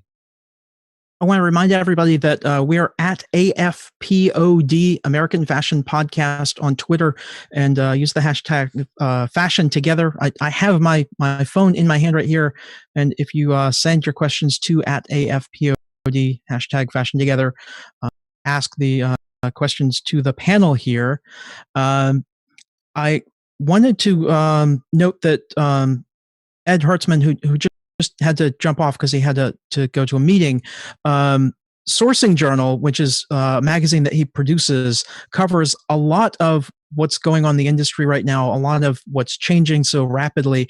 And I asked him if he wanted to do a promo code during the live event here, and he said sure, and he said 50% off. So anybody who goes to sourcingjournal.com, you can get half off on Sourcing Journal using Fashion Together as the promo code, which is amazing because it's an expensive magazine and it's the information that designers and brands really need right now when they're not making a lot of money. So it's very helpful to a lot of people, I think, which is wonderful. But Shannon, you haven't talked much yet, so let's hop over to you. And Shannon, tell us a little bit about your project. You run Factory 45, which is an online platform, but you've hopped over to helping to make masks and coordinate that with a lot of factories. Tell us a little bit about what you've been doing the last couple of days. Yeah, so I'm very much on the Simon's sort of philosophy of like, we don't know what we're doing. We're going to figure it out. Let's just jump in and try to help, right? So it's funny because in the beginning, we were getting a lot of pushback. I was on this like big email chain with a bunch of sustainable fashion people, and they're like, well, it doesn't go up to this mask doesn't meet this requirement, or like the CDC says this, or the FDA. And so there was like all this talk about, these masks aren't good enough. And instead of thinking that, we were just thinking, but people need them. And you know what? When you're on a sinking boat and there's a log next to you, you don't say that log's not a boat. So I partnered up with Kathryn of Good Clothing Company. She actually designed the mask that we're using. And we just got an email from someone in the medical profession that said it was the best mask that they've ever seen. So after all this development, shout out to Kathryn, you just go in and you do it, and you don't know what you're doing or what the answers are, but you do it anyway. Okay. Let's see, who hasn't really talked yet? Karen, you're the head of the Accessories Council, and you haven't said anything yet. So, and you also weren't part of the remix of the video interviews. So, what's going on with the Accessories Council? I know you're working with the CFDA on their big push to help people. Yeah, we announced yesterday that we were going to contribute up to $500,000 to a Common Thread, which is a grant program that the CFDA launched with Vogue, the Vogue Fashion Fund. And the application process for that will kick off late next week. And it is money for companies, brands, designers, factories who are in need. And it'll be evaluated and distributed with an independent judging panel. And you need not be a CFDA member, an accessory council member to partake in that. So I sent you the link, Charles, but we also have it on our website, theaccessoriescouncil.org. Links for everything that we're talking about are up at americanfashionpodcast.com/townhall. And anybody out there who has questions, we're at AFPod on Twitter, AFPOD, #fashion together. Send us your questions now. We'll get into them. Sorry, please continue, Karen. Oh, that's great. Thank you. We also are launching on Monday a series. We're calling it our crisis management cast. We have experts who are from every aspect of the operational side of the business that will be on hand to answer your questions. You can either submit them live or you can email them to us in advance, and we'll find an answer. And we also up the frequency of our newsletter and are putting out information again from operational partners. And, I have to say, from a giant level, there are many people working on behalf of the industry, from the NRF, who has submitted a number of letters to the president that are powerful. Senators, working with senators to write to the Secretary of the Trade to try to waive tariffs.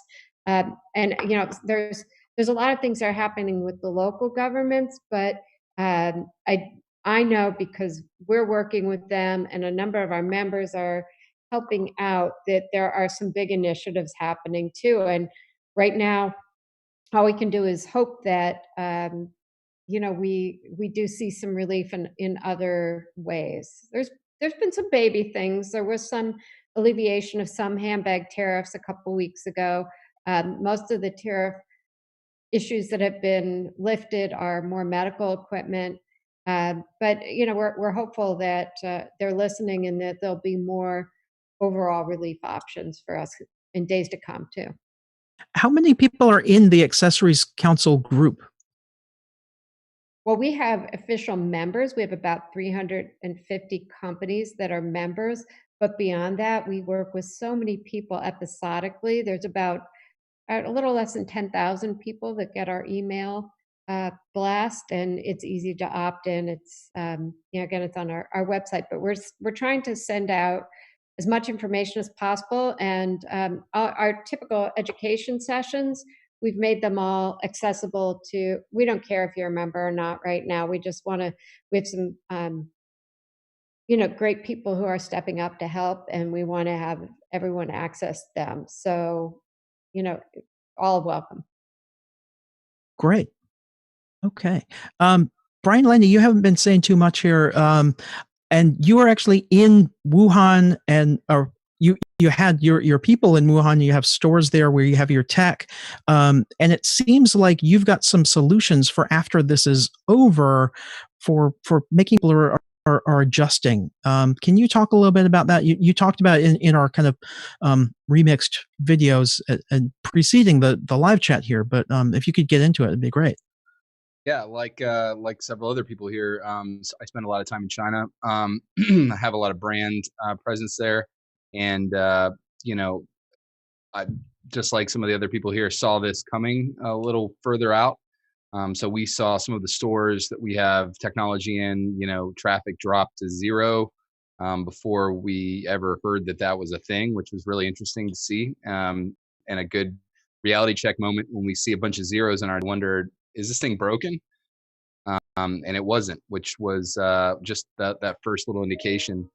Like I said before, the people who are going to do well in this are going to be the ones that my dad always said, if there's a wave, you grab a surfboard. You don't get hit by the wave.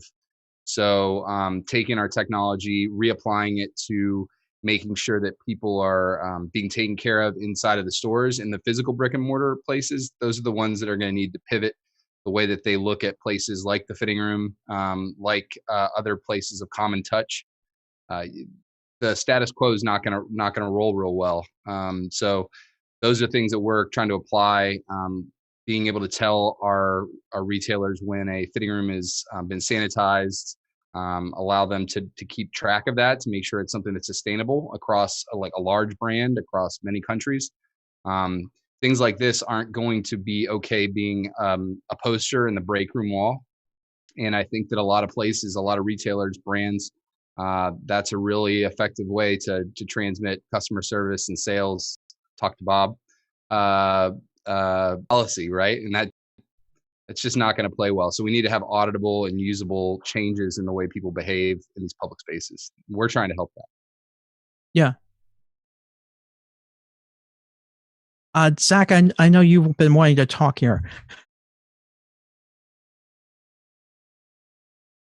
What's that? I know you've been wanting to talk about what's going on in LA. Certainly, most of us have a perspective from New York, and LA's got different situation. Same thing going on, but different perspective there.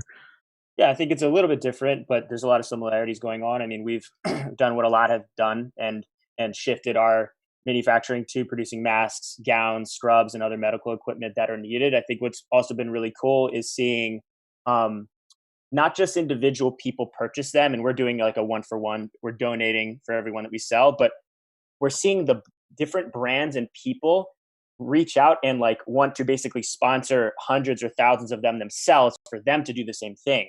So we're seeing kind of a really cool spiral effect where it could be a brand, and sometimes it's like really interesting things that aren't really fashion related, where people are saying, hey, look, I want to do something, I want to donate, I want to get these to people, and I also want to keep my employees employed.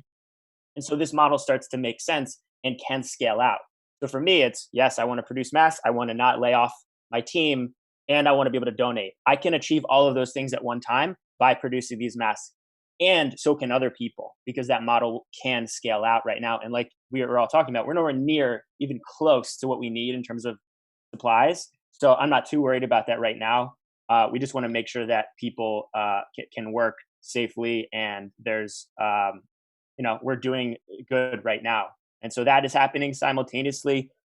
As there certainly are shutdowns. I mean, dye houses and print shops are shut down. You're going to see any of these major facilities are shutting down. I do notice, though, that the majority of many fabric companies are open and selling stock. So whatever stock is available, they're selling it, and they're trying to get it to people to produce these types of essential services as well. So a lot of things are still happening, and I think everybody's just being creative in terms of how they're adapting. And yeah, I'm pretty optimistic about what's going on in LA, but I know it's definitely tough times, and we want to support anybody that needs a hand. Great. So we do have a couple of new questions coming in from Twitter. We're at AFPOD on Twitter, #FashionTogether if you want to ask questions of the live panel right now. Cool and Collected Africa on Twitter asks, I'd love to hear the panel's opinion of the future of artisan work after COVID-19. Is this going to have an impact on artisan work?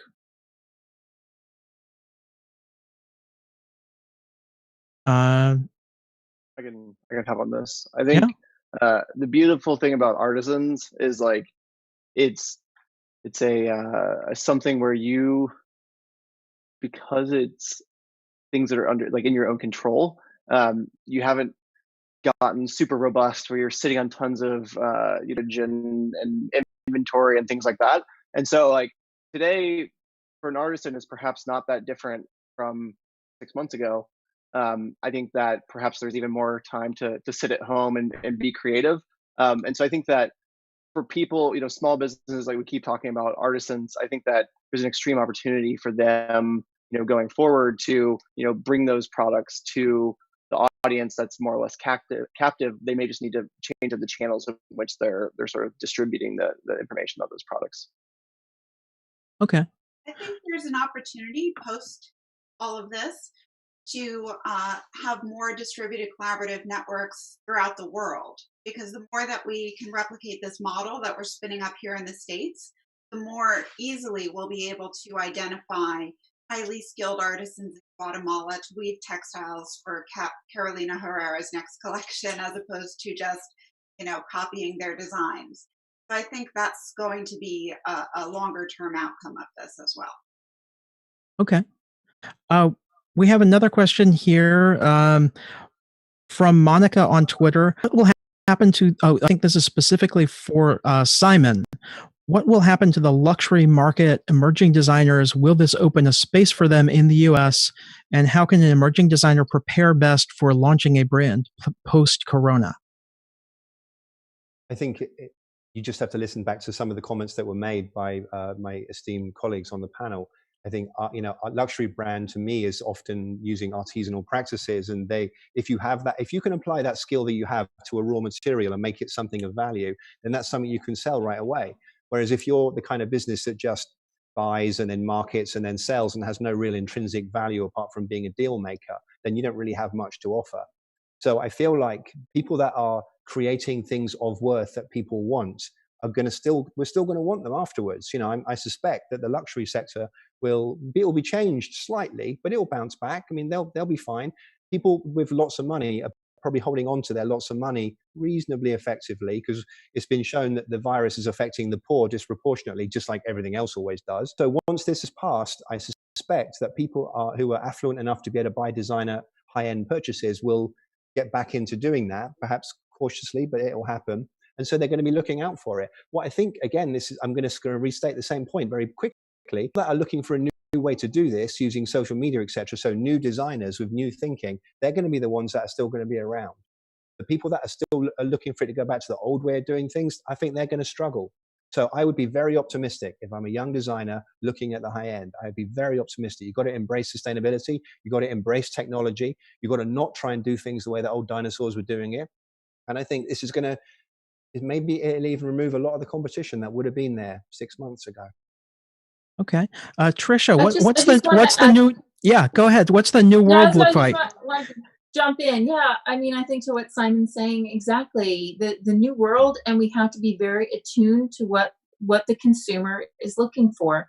So any new business opportunities, we really have to be listening.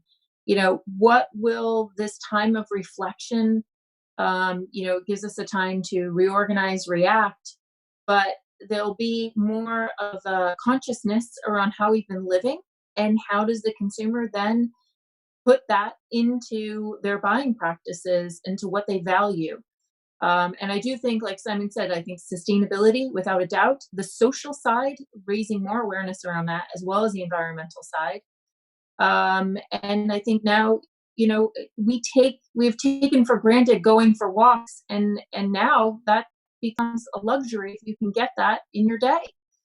So I think that, when we talk about new businesses and what opportunities are going to exist when we go back to this new norm, it's not going to be the same way of this overconsumption. And so we're going to have to listen very carefully to the consumer. And quite frankly, no one can predict that, because we don't even know when retail stores are going to open at this point. Sitting in New York, we're all still looking at least another 4 or 5 weeks, if not more. So it's really keeping an ear out to what the new consumer is. Yeah. I'm a secular humanist. I don't talk about God very much, but it seems like God just told the whole world, go to your room. And I wonder what we did. Yeah. Yes, exactly. I also hope, as Ed was kind of talking about earlier, I hope what also comes out of this is not just a conscious consumer, but also a conscious brand. And I think that the brands that survive this are going to be the ones that, also help their entire supply chain survive by not canceling orders. And what's cool is to see manufacturers that are now having another look at technology and ways to communicate collaboratively and doing smaller batches. And so there is a big opportunity for everyone to kind of, thrive through this scenario. What's going to be a real shame is if, back half of the year, all of a sudden people are back, jumping on the desk of their factory trying to shave 15 cents off a unit.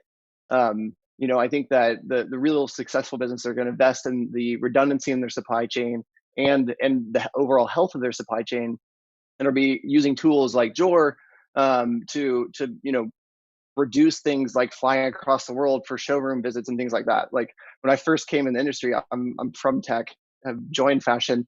It blew my mind that you would send a PDF for just about everything if you weren't mailing a paper pattern.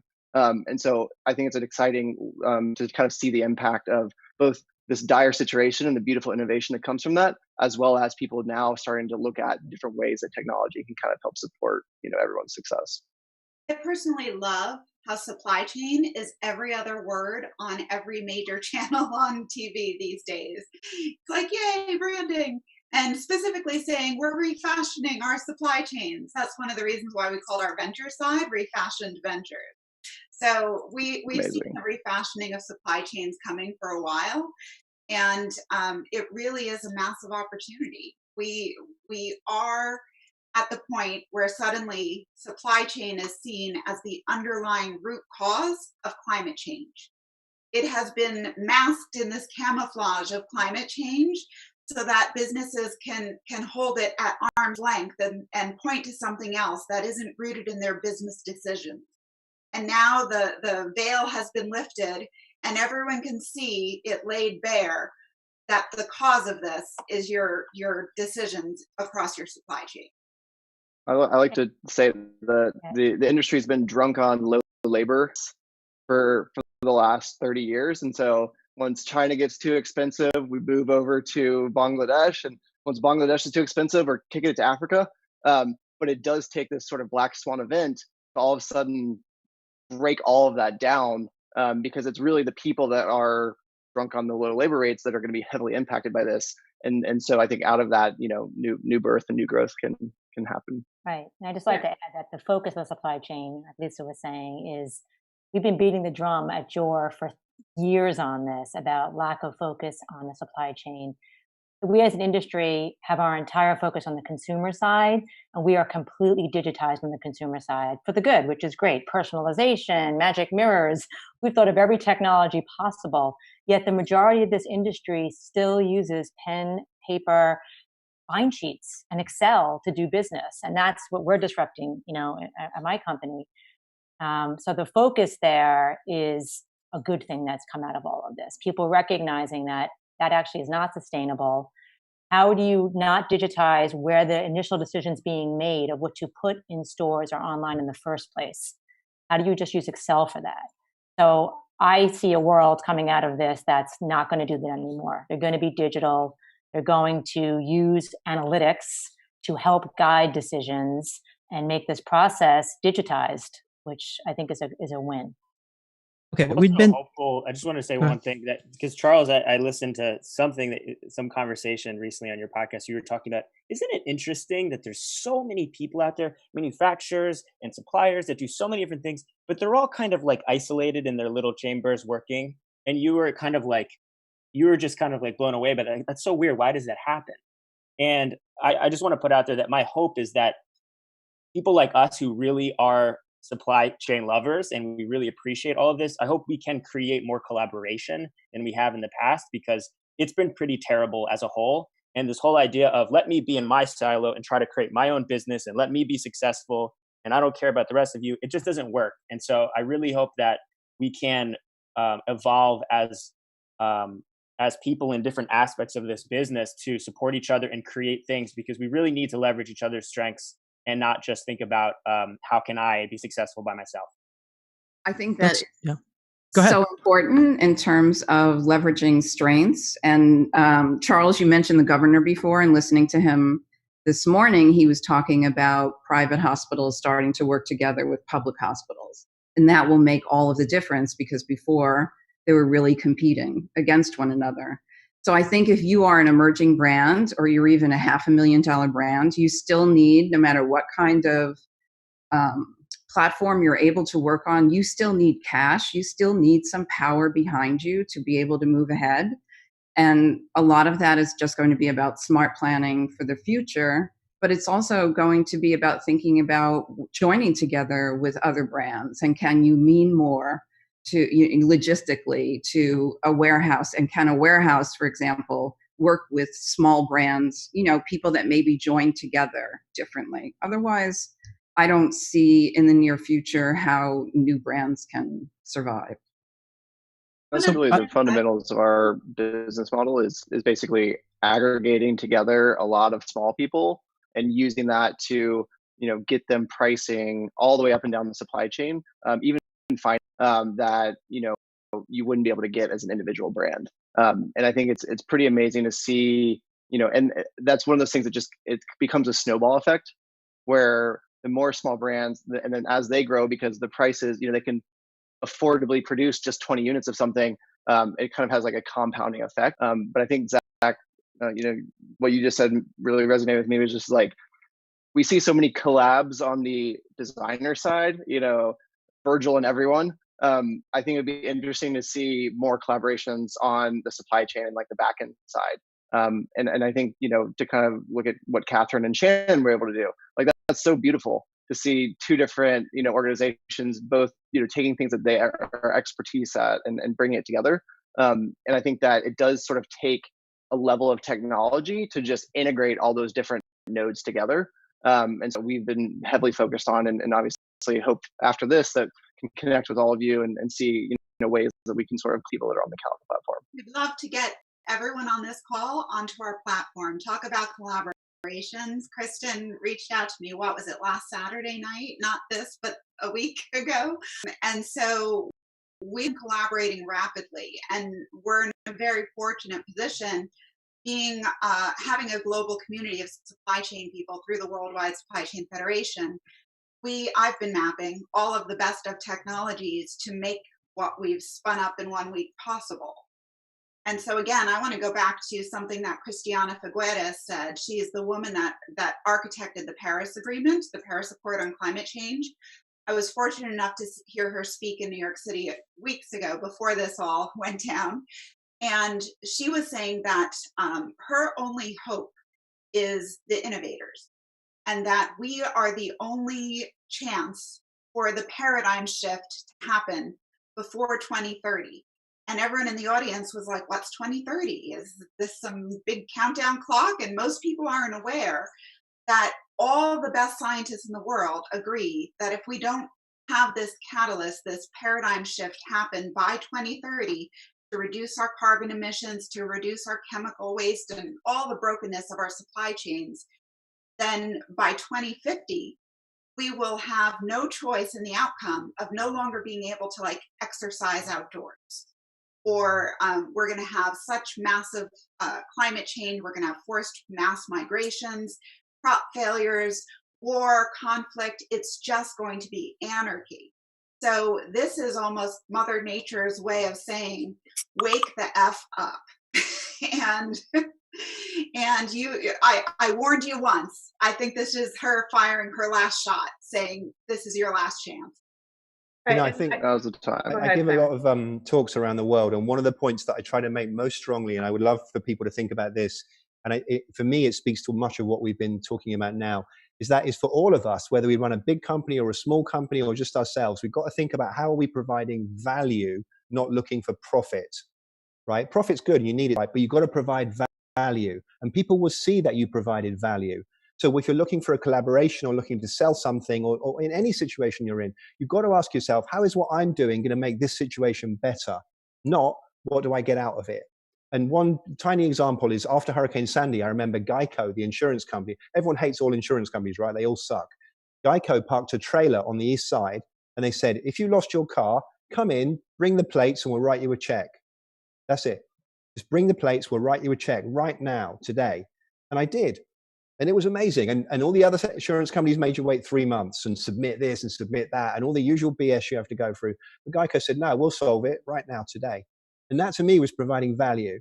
So I think in great ways and in small ways, if we focus on providing value, then we are part of the solution, not the problem, which riddled with cliches, for which I apologize. However, they're only cliches because they're so true. Look, and I just want to say one thing, Charles.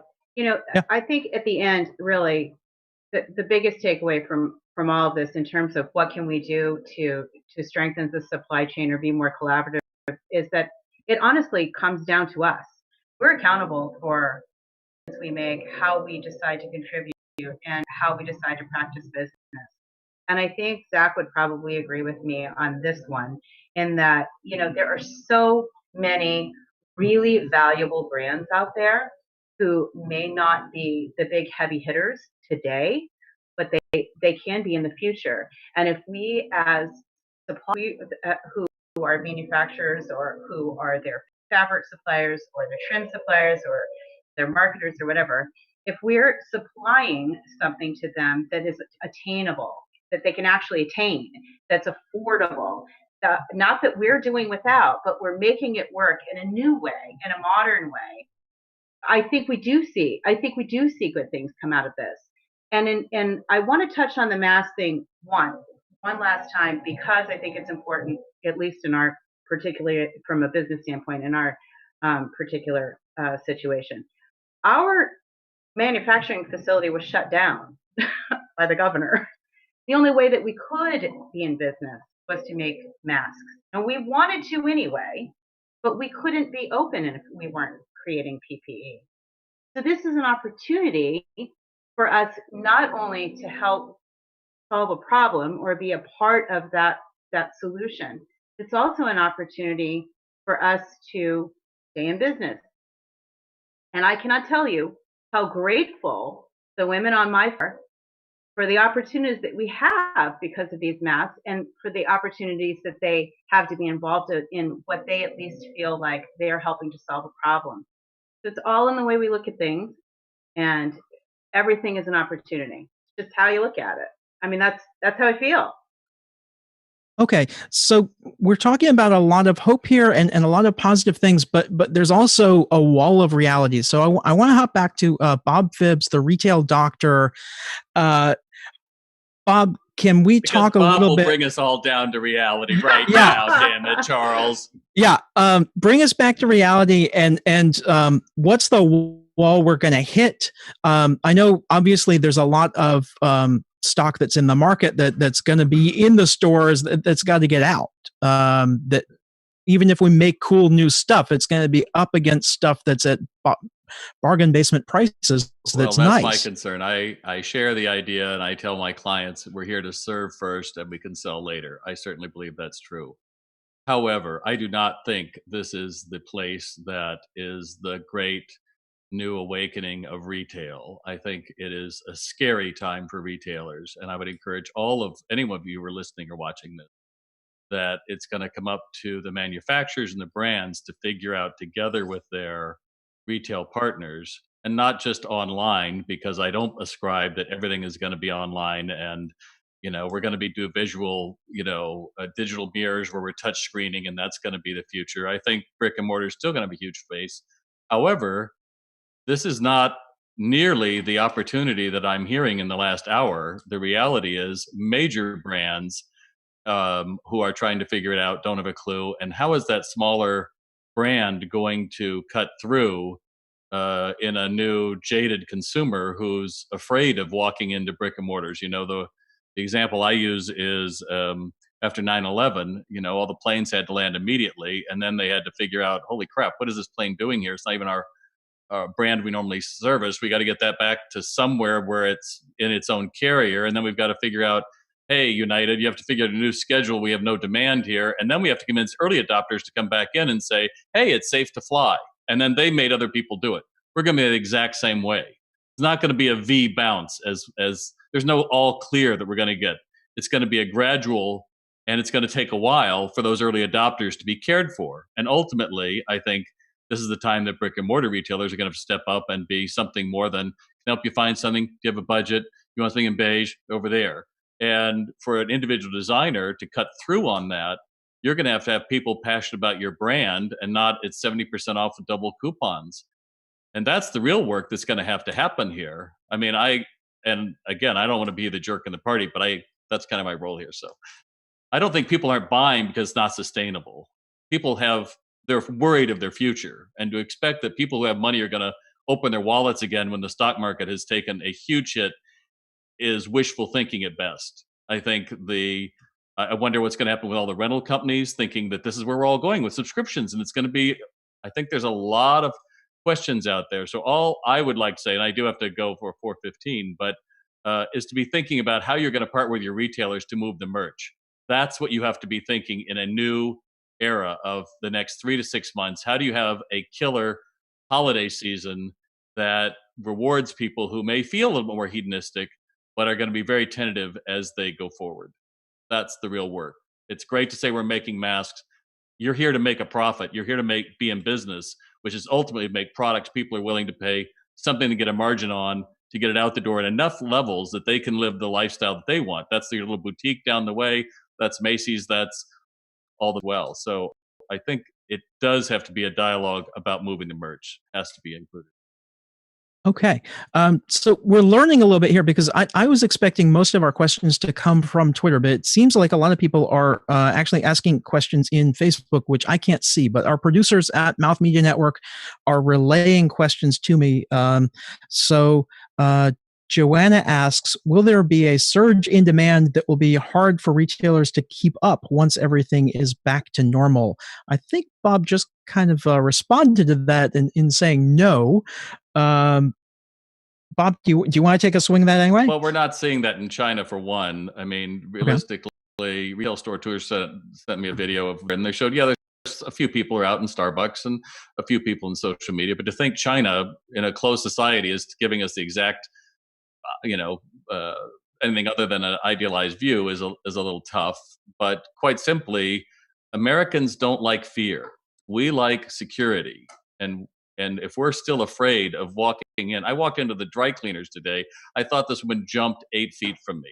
And it was like, are the germaphobes going to win? Because, if we're supposed to sanitize fitting rooms after everybody goes there with bleach solutions, really is sustainable for anybody?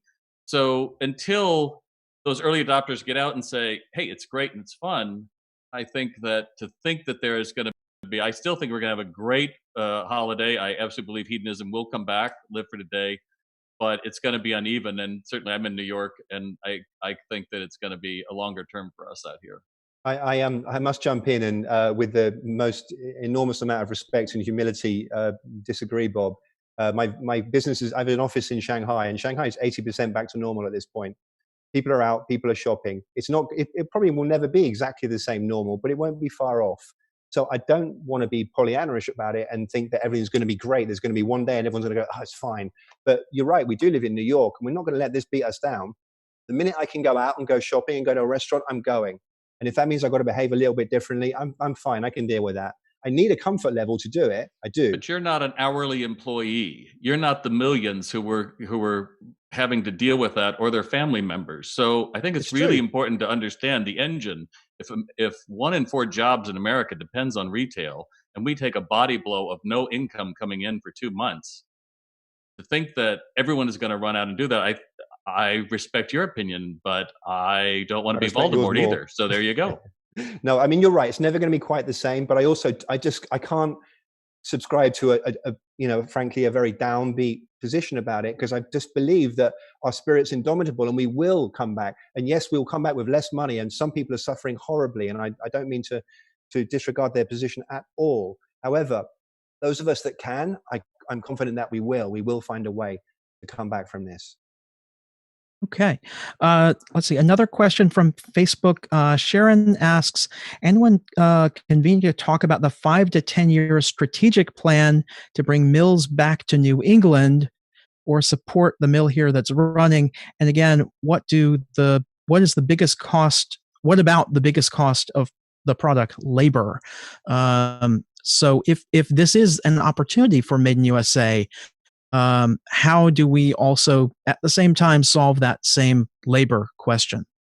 Yeah, I think that when everything gets optimized for Made in the USA, we're going to have to take into account massive infrastructure costs, just like there were investments in China and overseas to get their infrastructure up to a place where it could be so efficient.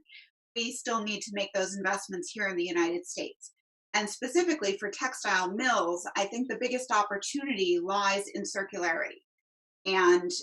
But we're still missing that critical piece of taking the waste textiles, the $50 billion in dead stock that we had last year, that despite how much discount pricing and moving the merch, nobody wanted. So that product is now can become the raw material through processes like Evernews News Cycle. And we need the recycling, the disassembly, the sorting, processing to get it to a fiber state that it could be spun and integrated with our current textile mills in the United States. But once we invest in that infrastructure, we should be able to produce and consume everything we need within a 700-mile radius. And it will be far more efficient, far better for and if we do overproduce, it now goes into that circular ecosystem as part of the new raw material. So you're not losing value, you're retaining the value of that fiber and textile that you produced. Okay. Question for you. Who do you think is going to make the investments? That's what I'm trying to figure out. Yeah. And so infrastructure. I've been talking to lots of brands. And for the past 6 years, it's taken me a long time to get a brand that got it, because most brands are so misaligned at the executive level.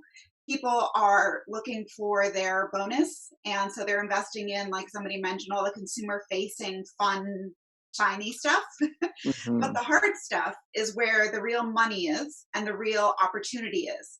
If you can make your supply chain more efficient and optimized and digitized, you won't need as much human labor and staff. But if you're looking at a landed cost of goods sold from China versus a landed cost of goods sold made in the USA, that alone is not the full picture. So we need to start looking at the cost of a globalized supply chain and all the humans and integrations and companies and quality assurance and flying and that it requires to manage a globalized supply chain versus having an optimized, localized supply chain that's more efficient, circular, and it brings down the pricing for everyone if everyone is sharing in the infrastructure required to get there. So it's taken me a while to find a couple of big brands, but it's usually the brands with the family still attached to them that care about their legacy enough to lean in and say, do tell me more. So right before this, we were talking to a large global brand about proving out my vision for localized resilient supply chains in the US, which was, yay, helped us to get up and running fast. But obviously, once we're through this, we'll be able to go back to them and say, well, we can just turn it on for you. We just need to focus on that circular piece. Mm-hmm. It's interesting to see, like H&M, for instance, they've spent billions of dollars on turning their infrastructure and their supply chain into being hyper sustainable now.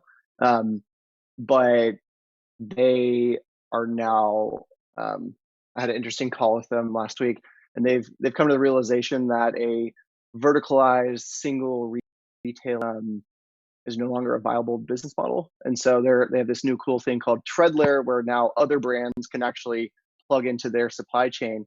And so I think it's interesting, but I do think you're going to need a third party to invest in that infrastructure, and then get brands to then commit to doing it. Because what I've found is, like, as long as a brand is looking at, 45 per unit here and, 60 per unit next door, they're going to go 45 until it becomes hey, it's 40 both, and our scale is enabling us to locally produce it at that 45. And I think that's where it becomes, super interesting. And I think we'll get that sort of like switch flip that you and I both want. Yeah, the unit economics don't exist. We started talking about this and proving it out. We've actually modeled out based on some known variables for circular textile pricing and the curves, we've come up with some models to create cost curves for circularity and what investment in infrastructure could do to bring the circular textiles, as well as small batch production here in the US. And it is entirely new models that haven't been spun up yet. But then again, before, this really is a new thing. And it's funny because raising a venture fund, investing in supply chain, one of the biggest pushbacks we've gotten is, well, why isn't there a Sequoia of supply chain? And we say, well, that's going to be us. Because supply chains have been paper and Excel spreadsheets and slave labor. So there hasn't been when I moved to Silicon Valley, like back in 2013, supply chain wasn't like a concept. Like no one had ever heard of supply chain. It's interesting to see now how there's, firms that have whole, thesis around supply chain and such. And I think that we're just going to see more of that because supply chain is the fundamentals of how the global economy works. Yeah. Okay. Are you all comfortable going another about 15 minutes? We've got a bunch more questions. I have to jump. Yeah. Another call, but thank you, everyone. Okay. Yeah, unfortunately, I have to hop off too. Oh, right now? Oh, okay. I'll stick around for there. Okay. Voot Shaper is asking about co-op models, which might be a solution for the retail market and having a chance to compete with big brands. So I think she's talking about if independent brands can put together a website together and work on driving customers to a cooperative website and work on cooperative factories, that sort of thing. Zack, you kind of have a business that's based around that, and Andrew, you work around that model. I mean, it's not a co-op, but you certainly share resources. Yeah, I think there's a lot of similarities. There are opportunities to do it, and I think the better question is why isn't it happening? But I would say the best thing to focus on if you were to do that is that you're looking for either similar supply chain in terms of material and the types of products that you're making, or similar customers. Because ultimately what you're trying to do is to either lower overall costs and overhead, or to be able to lower the customer acquisition cost divided across the different brands. So I mean, that's if I were giving advice to do that, it's a little bit different. And we obviously aspire to have more brands, under our umbrella in that kind of way and to support them. But I think I would like to see brands around the country doing that in a way where they're looking around and saying, hey, why don't we partner up? Why don't we actually look at each other's P&L essentially? I mean, like nobody seems to be talking about their business, like the actual business. What kind of overhead are you dealing with? What fixed costs are we both spending money on that we could alleviate by going in on a software together? It's really simple if you think about it. So we just have to encourage brands to start those conversations. And I think Andrew and myself are both want to be catalysts for that in any way that we can. So yeah, that's what I think. Okay. I think there's actually an interesting parallel, which is New Guards Group. So New Guards Group, it's not necessarily a co-op in any sense, but they do Palm Angels, Off-White, Heron Preston. And a lot of what they do is basically take advantage of the scale of those organizations, share materials, share factories, share everything. And so it's definitely a model that's worked in the sense of if there were sort of like a PE firm or like a large aggregate, owner or at least part owner. So I think the tricky part would be, there needs to be some sort of pioneer that can kind of figure out the legality of, setting up these structures so that it's kind of win-win for all. Yeah. Kathy, you've been silent here. You're my co-host on American Fashion Podcast, but you're also you're muted, so we can't hear you yet. You have to unmute yourself. I figure I've spoken enough on the last 150 episodes. What do you think? We've been talking about a lot of things here. Yeah, well, I mean, I'm agreeing with what's just being said. It's a little version of what I said before in terms of people being able to find strength in terms of partnering together. But I think the other thing is wholesalers and retailers have to have a new dialogue together. Earlier, there was mention of, giving discounts out in order from Joor, like how she had her brands working together. It has to happen on a larger scale. So I think it's just, we move forward in a very different way. And as we're talking about, it's everything. It's 360 degrees.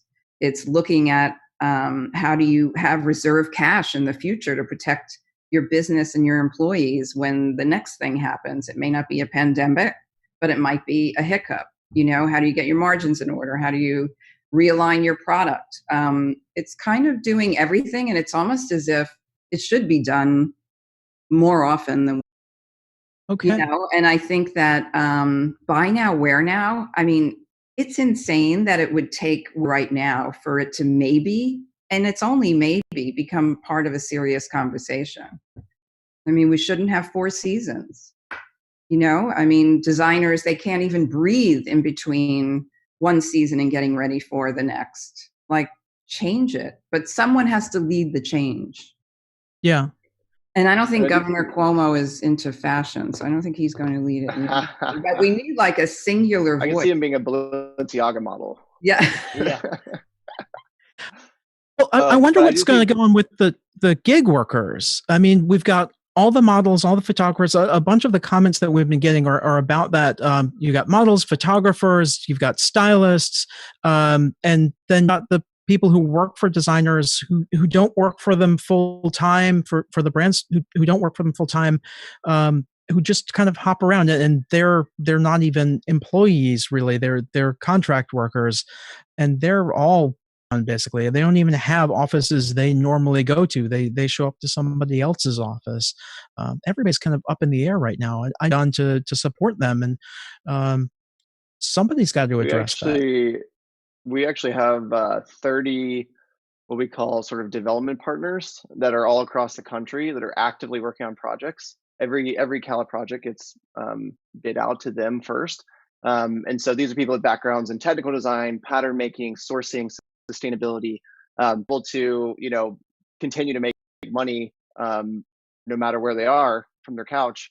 But what's also interesting is that we now, our whole team's working remote now.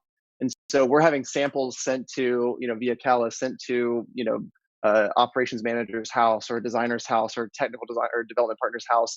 We're even having a guy who's doing our product photography has a studio at his home. And so we're sending products and samples as they're being produced to him. He's shooting them flat. And so it's cool to kind of see, like, I think it's taken this situation to kind of highlight the importance of collaboration tools and being able to do things digitally and connecting all these different dots digitally. And, I think to your point, Kathy, around like the 4 seasons, like I think everyone would love to do the supreme drop model where every 2 weeks they're dropping new stuff.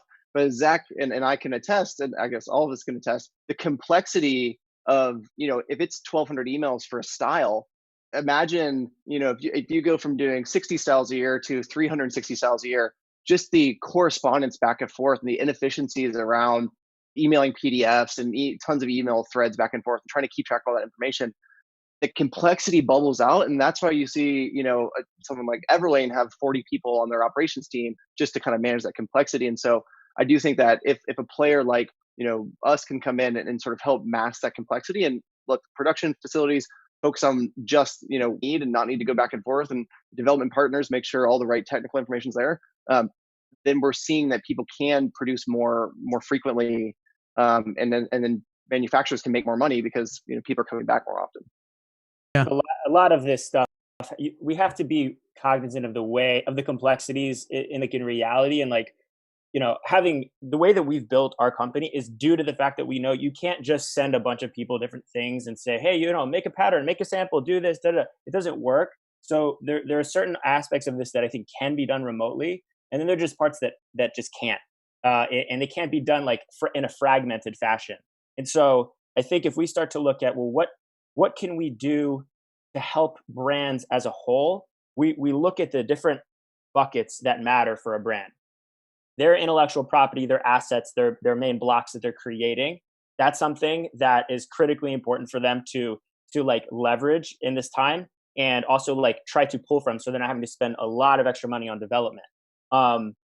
One of the things that we're, basically what we're looking at is the answer to kind of these same questions, which is how can we help brands who don't have a lot of cash to leverage resources that are shared, and not just the making, but also the other parts, the marketing, the technology, the backend, all these different things can be shared in a way that allows brands to keep their costs down and to scale out while supporting each other. And so like, I think there just needs to be a little bit more of open conversation about what's needed. And like right now, we're just looking for more brands that basically want to do that and plug into our system. And I feel like it's a similar thing with Andrew's, where it's like, you plug into our system all in, then there's going to be a lot that more people can benefit from. The more we get, the lower the costs are for everyone across the board. And then everybody wins from that. Yeah. Okay. I want to thank everybody who's participated. Obviously, a bunch of people had to drop off of the call here because we're all really busy, which I think is a good sign that everybody's actually really active. I mean, both you guys still on the call are really busy, and I really appreciate you sticking around so long. This came together so quickly in the last few days. I'm going to go and sleep for a week. You did great, Charles. This was wonderful. Yeah, thank you, Charles. Yeah, I think it's important to recognize, how much behind the scenes stuff that you did do, and being able to get 15 or however many people it was from, all over the world and all, throughout the industry is pretty amazing. And I think it's super helpful to kind of start this dialogue, even if, people listening, are listening for one reason. I think that everyone that was on this call are now starting to think different thoughts about how we can all, collaborate together and be more successful. Thank you. I really hope it's helpful. And if anybody's wants to find the resources that we've mentioned in the program, obviously AmericanFashionPodcast.com/townhall. There's a list of resources that all of the guests have been contributing here. And I'm going to add a few more after the program here, because I think I left a few off. I know Zack's masks link is not on there yet, so I have to add that.